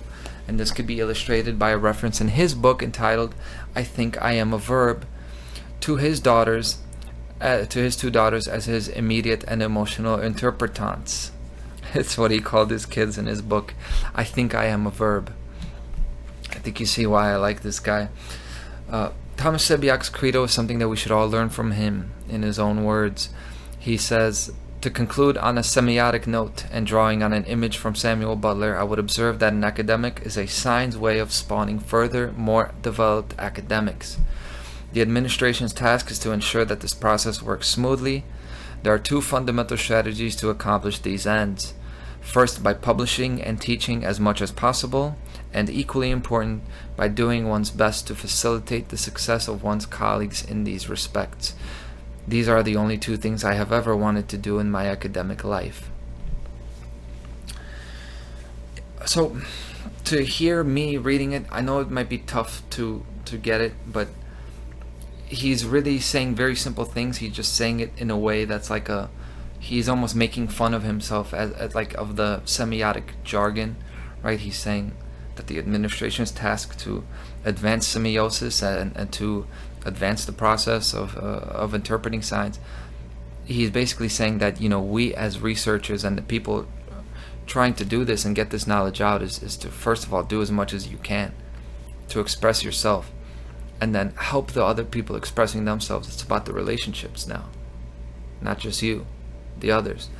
So I love that about him. And along the same lines, this is what I'm trying to do. I want you guys to take as much joy as possible out of life. But joy is only joy when it is deserved. So you have to get out there. You have to be brave. You have to seek what is special. And I'm not an academic. I love to research, so I guess I am a researcher. I guess I am a teacher because I teach things. Like, just because I want to share what I've discovered with people, I'm really a sharer, first of all. Like, I'm a lover, I'm a fighter, and I'm a sharer. I want you guys to have some of this good shit above all. And when I think about colleagues then, like colleagues in that sense, I think of Dan Alexander. He's truly a novelty in the sense that it's never been seen before. What this guy talks about, these connections with the numbers and letters, and along the thinking of Tommy Sebiak, what he said in this, I'd like to facilitate this guy's success. So I'm going to shout him out. I'm going to link him. Last thing by Thomas Sebiak. There appear to be two antipodal, meaning diametrically opposed. There appear to be two opposite sorts of bookmen. Those who derived endless delight from their solitary pleasure, which they pursue like self-stimulating laboratory rats with electrodes implanted in their anterior hypothalamus, unceasingly bar-pressing in preference to any other activity. Then there are those of us whose bar-pressing habit is rewarded solely by a change in the level of illumination. In a word, novelty. So, I really like this guy, okay? He wrote a book called I Think I Am a Verb. And here's a review of sorts of that. Sebiak's work, I Think I Am a Verb, More Contributions to the Doctrine of Science, delves into the nature of verbs and their relationship to human identity. He argues that verbs, which signify action, existence, and experience, are fundamental to our understanding of ourselves. By identifying as a verb, Sebiak suggests that we are acknowledging our inherent agency and capacity for action, thought, and emotion. This idea resonates with the concept of enactivism, which posits that humans are not passive recipients of information, but rather active participants in shaping their own experiences through perception, cognition, and action. In this sense, Sebiak's assertion that I am a verb becomes a declaration of autonomy and self-determination. Furthermore, Sebiak's work highlights the complexities of language and its role in shaping our understanding of reality. By examining the ways in which verbs function in language, he reveals the intricate web of signs and signifiers that underlie human communication. In conclusion, I Think I Am a Verb is a thought-provoking concept that invites us to re-examine our relationship with language, identity, and agency. It encourages us to recognize the dynamic verb-like nature of human existence and to embrace our capacity for action, creativity, and self-expression. Really cool, beautiful, and ironically that this part that I just read is like a review. It was generated by AI. I use Brave browser to avoid all the ads and stuff, to not be censored. And their default search, it uses an AI when you look up certain topics, and it's pretty good, right? But it's funny that all this talk about self-expression and our relationship with information not being passive, AI is a nothing, but through semiotics we give it, right? Due to us giving AI a relationship to its umvot, to its information, it develops a sort of identity or agency. This is, like, of course, debated. At least it develops a shadow of it, to say the least, and I just think that's interesting, so I point that out. But I'm fascinated at that description of that is a declaration of freedom. You're not a noun. We're not nouns, we're verbs. We're here to do shit. We're here to do things. And speaking of self-expression, there are interesting things about creating your own narrative, which is what I'm trying to get to. There is this inherent discomfort with being tasked with the responsibility to having to create your own story. And this is the anxiety that we feel when we leave high school and everybody goes off to college, and you kind of are stuck with a sense of scrambling to find your life direction. This was a key background factor of my downhill spiral into what I have called the criminal underworld. Really, most of the crime I've done was against the crimes against the self that I've done, but still, this is what I did. Like, I was really just scared of what I was going to do. I didn't know who I was. This is the anxiety of having to write your own story. I also listened this week to a talk by Astra Taylor on the unschooled life. That's the title. And she was somebody who was unschooled, meaning they didn't go to school. They weren't even homeschooled. You just don't have to go to school. Just live as a child and you will learn. And that happens. It's called unschooling. And in this talk, she talked about when she got older, she somewhere had this desire to go to school, like to go to college, and even be okay with giving away the initiative of choosing a direction in life. To take a year off, to delay this, even if you got to give it to somebody else. I'm not criticizing, we feel this. This is because it's hard to write your own story. It's difficult. It's a weight. There's meaning there. And unschooling, by the way, children learn through stories. And then I listened to something else that has to do with the Waldorf school system of teaching language. Video all about exploring. Exploring, that would be a show in itself. But the way they listen to stories in the Waldorf school, they let children sit on that curiosity, which then turns into the will to express themselves, while also painting and singing and dancing. I've mentioned motor functions and the ability and just motion, experiencing the world, sensory interaction, that is intricately tied to learning, and all of these faculties are necessary to develop the ability to interpret language properly. So it's actually a way to you'll get smarter people if you don't send them to school. This is why people are not intelligent. It's not that they don't know enough. Their semiotic ability was never given the opportunity to develop. It got smothered in public school, along with their sense of independence. And this is why you get this fear of independence and unaffiliation and self-direction. And people feel such an unease when they find out that you're politically unaffiliated, like me. Like, oh, who do you support? I don't support any of these people. Why? Because you don't fit a mold. They can't identify you as a character in their story. There are so many cookie cutter characters in this world. And I keep hearing this. I keep hearing my type of woman. Like what my type of woman is like. The type of woman I would go for. I don't subscribe to this type of character model, okay? And I mean it, like down to body type. Objective body type is a thing. Okay, fine.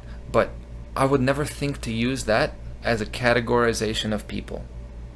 I do categorize women, don't get me wrong. I categorize them by how they approach things, like how they approach time together, what they think is important, what they enjoy. In other words, their values. We're talking about values.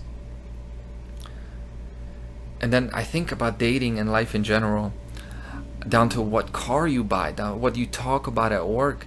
I think people just play out the actions and dialogue of characters in somebody else's story. Like they say what the other person thinks, or they say what they think the other person wants to hear. What do they like? They like what everybody else likes. That really they don't know what they're like, what they like. And you have all these types, like women try to make themselves into these types, right? They're like, okay, so I'm this type of woman, and that's not a type. That's not a semiotic category, okay? We need to use these. We need to develop ourselves as a unique character in the collective narrative, which, if there is such a thing. And if it's your own narrative that you're thinking about, you better not be like the characters in somebody else's story, because what is the point? Then you're just telling their story. And then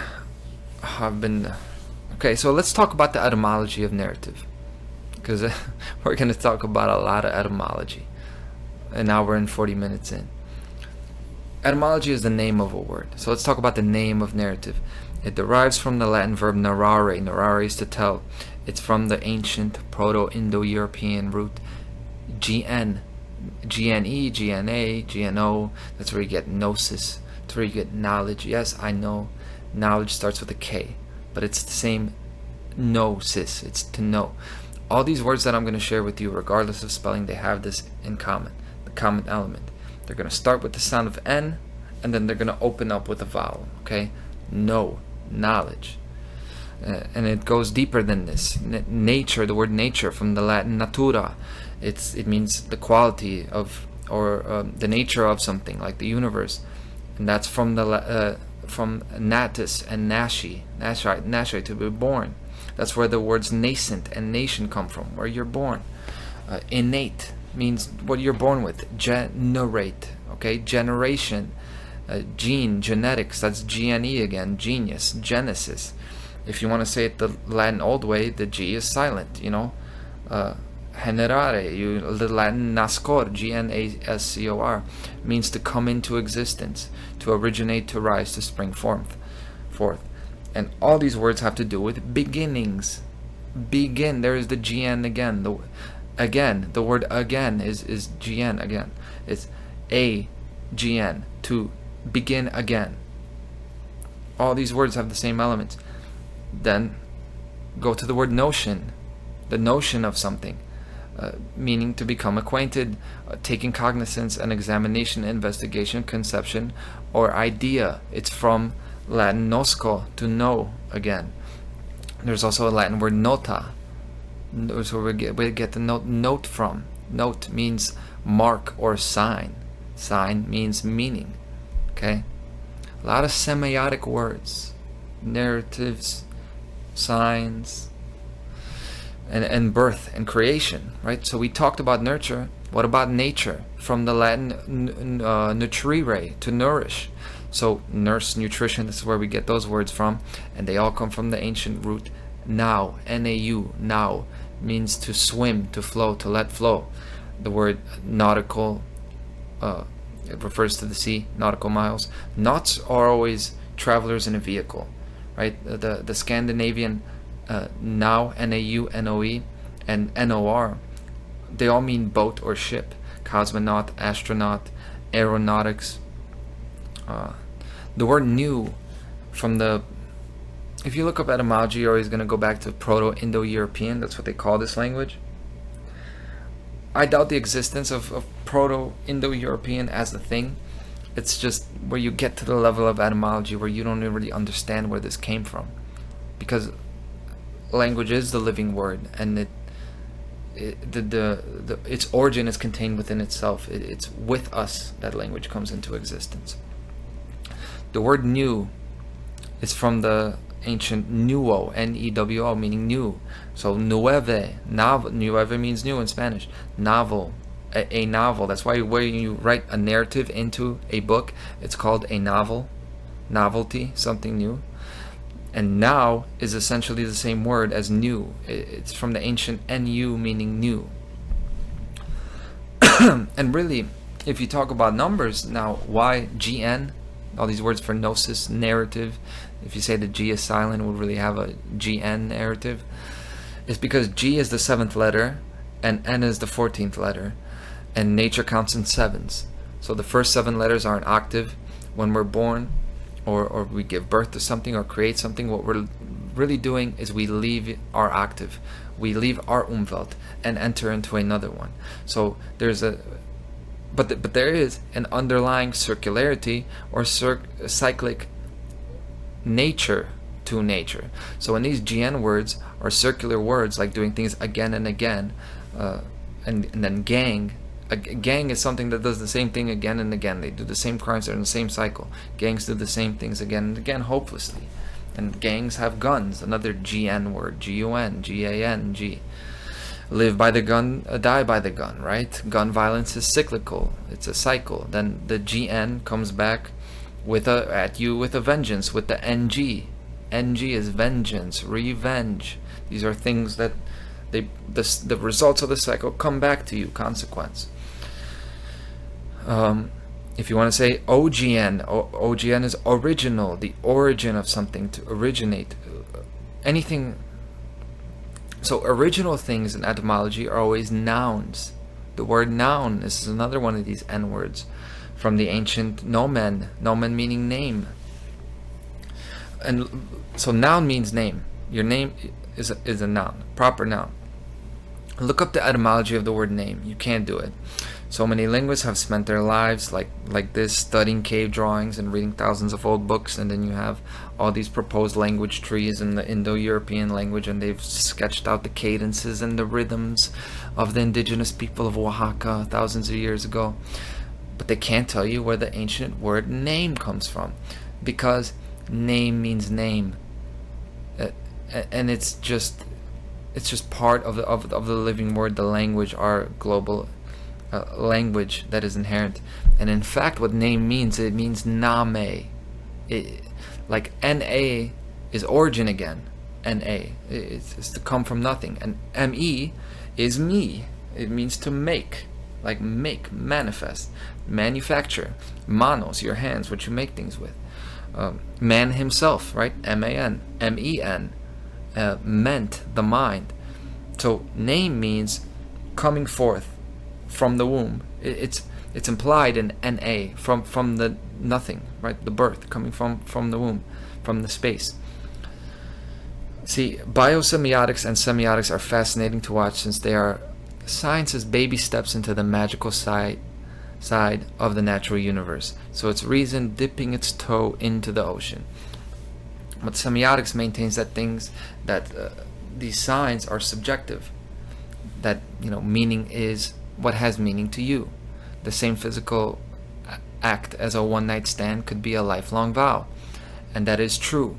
But my point is that language is objective. Of course it is. That's why the etymologists are going to find a dead end sooner or later, because language is inherent. They are the sounds and vibrations of our birth and our childhood. It's the narrative of nature's creation. The sound and shape of a letter is a priori. It is a name. It was here first. Language is objective, and so is art, and that doesn't make it any less personal or special to you. Meaning and purpose is subjective in the sense that semiotics and Rudolf Steiner have said it. Yes, you are the one that assign meaning and purpose to your own life. It's true. The misunderstanding of humanity through the ages is that it's not really a duality. Objectivity and subjectivity belongs together in a primordial marriage. It's the alchemical wedding. This is what it is.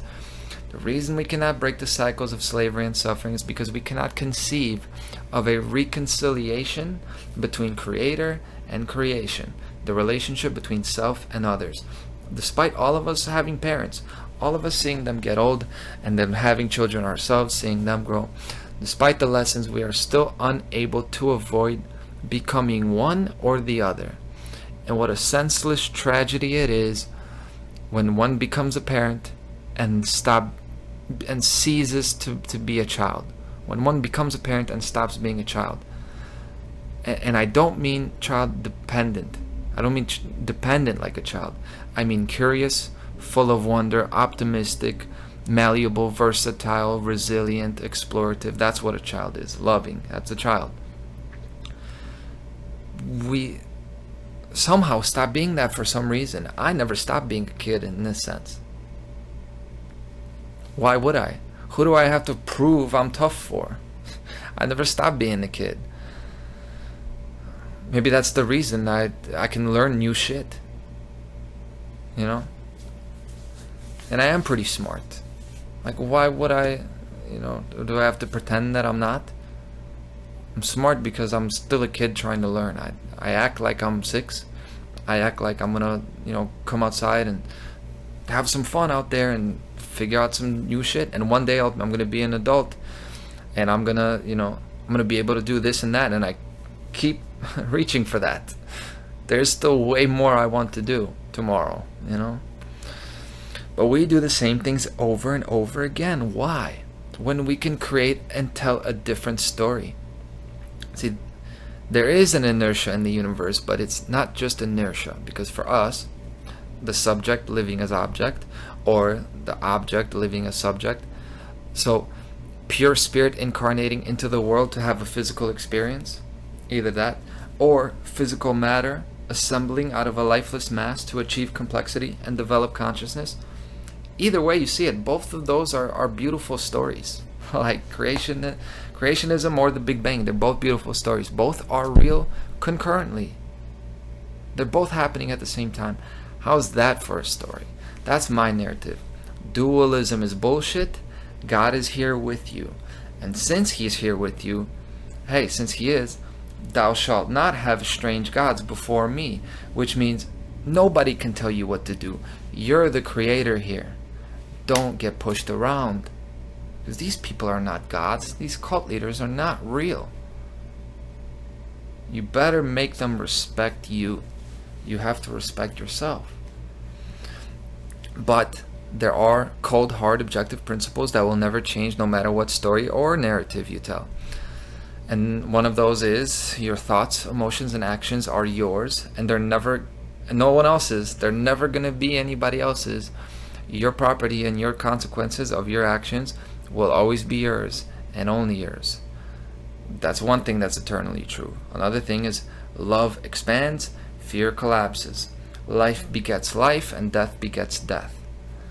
And so my spirit, the spirit of courage and action, is going to live. And the spirit of today, the spirit of cowardice, the spirit of laziness is going to die. That's an eternal vow. It will happen. After I die, the spirit is going to do what it does. And the cowardice and laziness within me, it is not going to live on. I will make certain of it. And I do that every day. That's the point of doing this. I mentioned there is an inertia in the universe, right? Before I got off track. But not just an inertia in the sense that something moves and stays there. In reality, in metaphysics and really the way things are, the inertia is perpetual motion. The cyclical nature of time is our foundation. If we do nothing, we're going with the flow. We're going to live out the same narratives as before. I don't know if I should spend more time on this. I'm not sure if I can. I'm not sure if my back can handle it. But what we know, somebody has said this, like that the only thing that's constant is change, right? I never liked that. That's another platitude I never liked, but it's true. If we do nothing, we're doomed to follow nature's cycles. Which I'm not saying there's anything wrong with them. But when we talk about creating, this is why every work of art, every innovation, every conception begins with the word no. Narrative begins, all those words for birth, N-A, N-O, it's the same root as all of the negative words. How could that be? N-A is not applicable. It's nothing, right? N-O means no. No means no.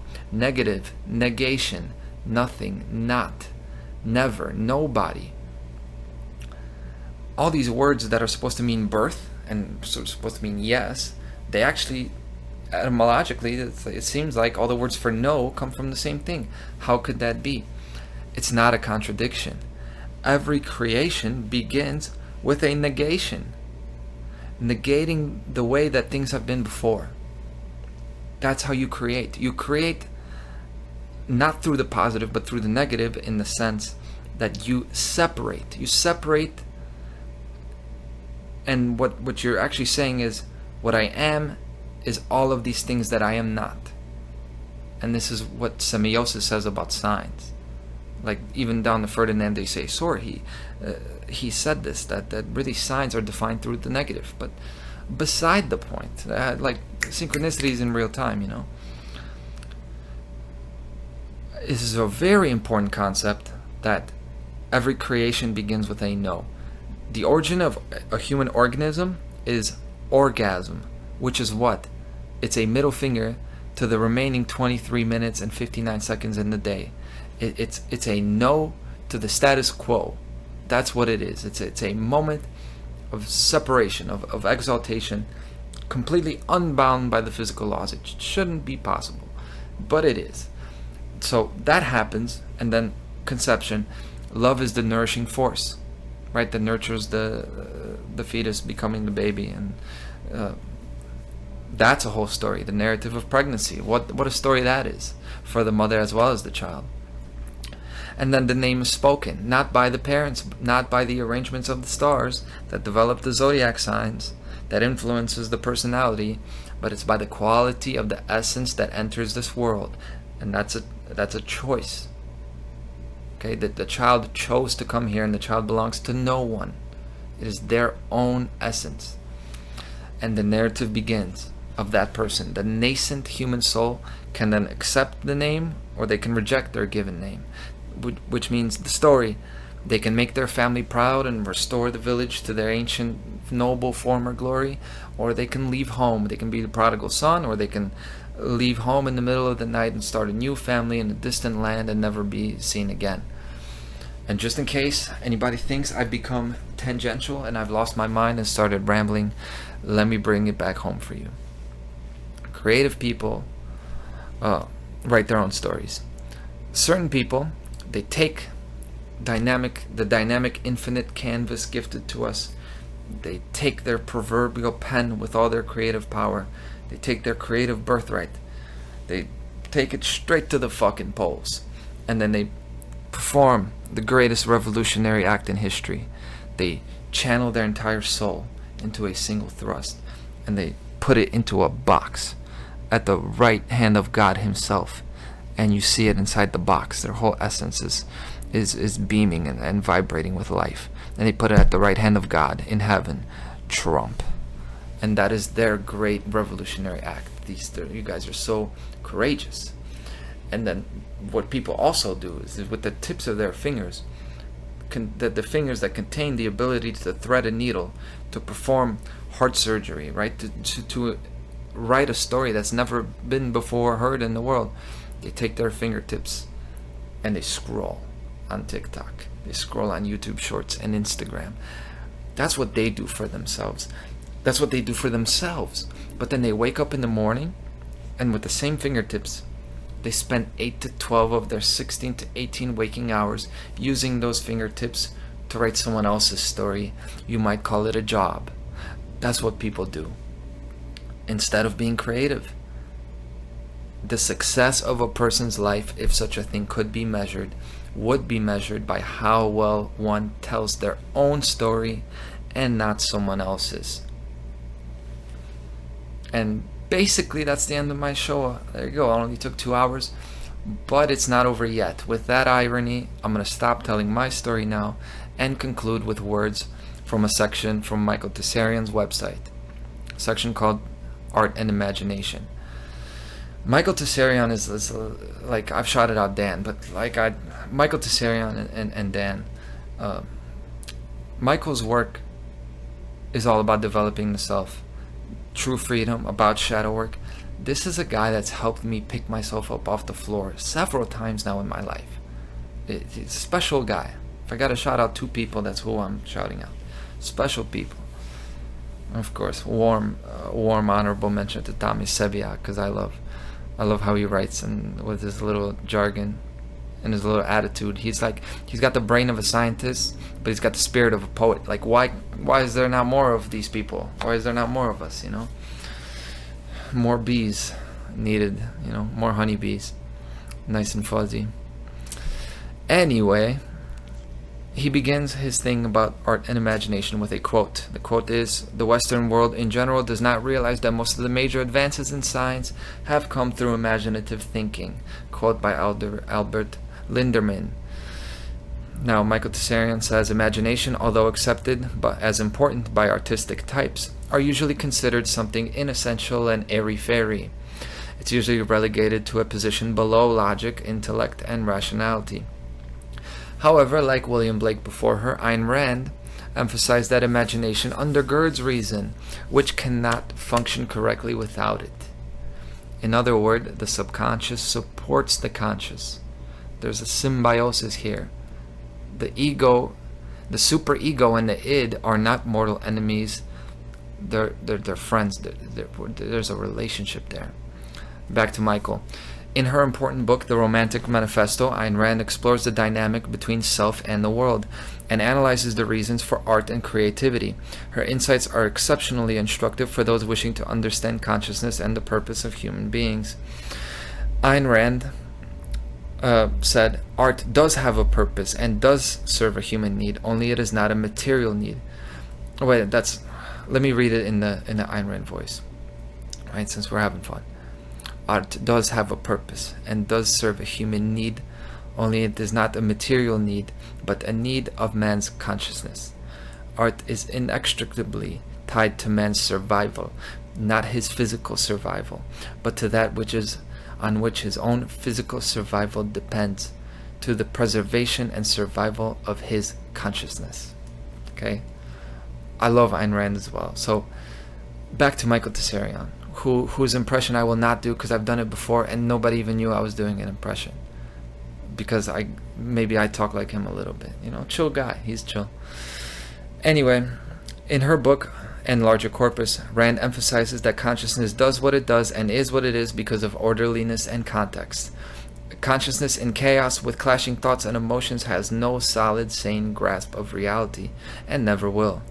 Many are those who fall into this category. Indeed, we understand neurosis and madness in contrast to their opposites. In terms of pathology, we know the abnormal because we encounter and favor the normal. Of course, according to Rand and other thinkers, the normal, the sane, sensitive, rational, independent, and heroic, is under attack from all sides. And Ayn Rand addresses why this is and what could be done about it. He's talking about context here. He's talking about syntax here. He's talking about logic. He's talking about the three aspects all together. And I want to explain the connections, but I'd rather just keep going. The structure, orderliness, and independence of mind comes about when there's a healthy flow between perception and conception, two of the main functions of consciousness. The flow is not in a single direction. It also runs backwards from conception to perception. In fact, without this latter flow, there would be no art in our world. We'd know nothing of painting, poetry, music, architecture, or craftsmanship. True art, explains Rand, is the result of mental orderliness. Bad art signals the opposite, arising due to a breakdown in mental orderliness or some other malignancy comprising the natural flow from perception to conception and back again. It's a little abstract, a little bit tedious, but I say that because he's talking about the relationship between subject and object. And it's all it's the divisions of all three. It's not... it flows back and forth. It's not a rigid, it's not a commandment. It's not grammar, logic, and rhetoric. It's always going to be grammar, logic, and rhetoric, the trivium. There's a free flow here, where the meanings of our stories, they affect language itself. Our actions affect the DNA itself. So the epigenetics is here, and it ties in with creativity, affecting our life. Our actions are actually affecting our DNA, the DNA methylation. If we're experiencing stress, we're going to age ourselves because stress and fear lead indirectly through immoral behaviors. So it's actually nature's way of stopping our lives. When we start being afraid, that is like our signal to nature that we don't want to live anymore. So nature will give us what we ask for, and you will age instead of being young in the way you approach the world, openly, with love. Back to Michael. We see what we see. not what really is there in the world. This implies an inherent ambiguity exists because of our acts of perception. Our gaze reveals and also conceals what we wish to see. It separates inner and outer worlds, image and substance, subject and object. This has enormous consequences for our personal connection with reality and relationship with self and the world. Considering the reciprocal relationship between self and the world, it is as if the stuff of the world also leans toward us, yielding to our gaze and mental capacities. Despite the concealed essence and ambivalence of objects, paradoxically, they do not resist being altered by mind. Indeed, they become something more than what they once were after undergoing transmutation from perception to conception. This movement and transmutation is fundamentally important to true artists, giving rise to what we know as creativity. Perception is the means by which the apparently external material world becomes psychic or mental, which means that its externality is nullified to a degree. Perhaps this is why sages like Blake Berkeley and Merleau-Ponty so highly rated the mysteries of perception. For them, our acts of seeing are quite magical. Okay. I'm including some of these tongue-twisting paragraphs because I wanted to get the word magical in there, because that's a part of all this. Now, here we go. Rand's successor, Nathaniel Branden, continued to unpack her ideas on the anatomy of consciousness. He too emphasizes how lazy, uncreative types fail to assign value to their own lives, experiences, and concepts. In effect, their concepts stand like a flimsy house of cards, refusing to waste energy organizing sense data. They are incapable of awakening meaning from within. Their unstructured, shrunken concepts and ideas in turn disaffect perception, thereby causing epistemological impoverishment. Branden states that for this type, self-concept and world concept are emaciated and irrational. Instead of being infused with meaning, purpose, and value, the lazy mind is satisfied to remain passive, chaotic, and uncreative.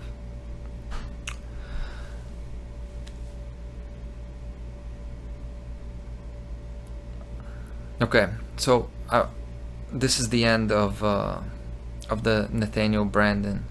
The reason I'm like, it comes at a great personal cost to this show to include that Nathaniel Branden article because it is a tough read about him, but I include him because Nathaniel Branden and Ayn Rand were in a relationship, and this is the whole thing. Again, it's the subject and the object.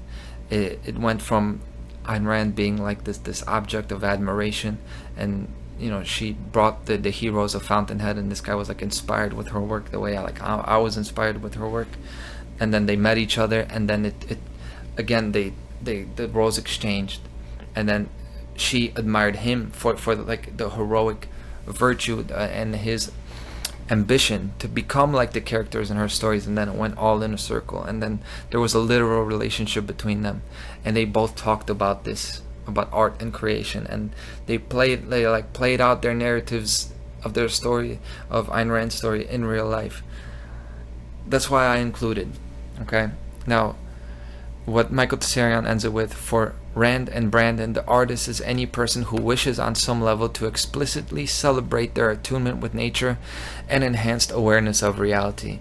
Their creative ideas and productions display sophisticated thinking, feeling, and understanding, and wonder, thereby inspiring and directing onlookers and admirers. This is why great art captivates us, encapsulating and narrating the vast process by which perceptions become conceptions. This is why it awakens a sense of wonder and deep feeling. I leave you with wonder and deep feeling, I hope. I certainly have a sense of wonder and deep feeling, especially today. And there is much more on this website. I point you to Michael Tsarion as well. There are links. There's a 6-hour lecture by him that I uploaded unlisted on YouTube, because just so I could listen to it without having to deal with Odyssey and BitChute's user interface. Odyssey and BitChute is great, they don't censor, but then the tools they use it doesn't tell the narrative that we want. That's why we use YouTube, right? It works well. It makes us feel good. Everything's a narrative. Anyway, this lecture was called The Post-Human World. I made that video unlisted. I may make it public. I may link it. It was called The Post-Human World. And at the end, he talks about creating the self, and that how it's not actually we're born with. It's something we create. And I was listening to this last Saturday as I was on my way home from Florida, and I was watching the sunset, and he was making this point. And like, this is a time period where I was picking myself up off the floor, and it's the same point here. So it's all come full circle with all of this other stuff. It's about the narrative. The narrative is yours and it's nobody else's. You can create anything. So why don't you start creating yourself? Start creating yourself. You're gonna like it. Thanks. And I'll see you next week on This Week in Tyranny.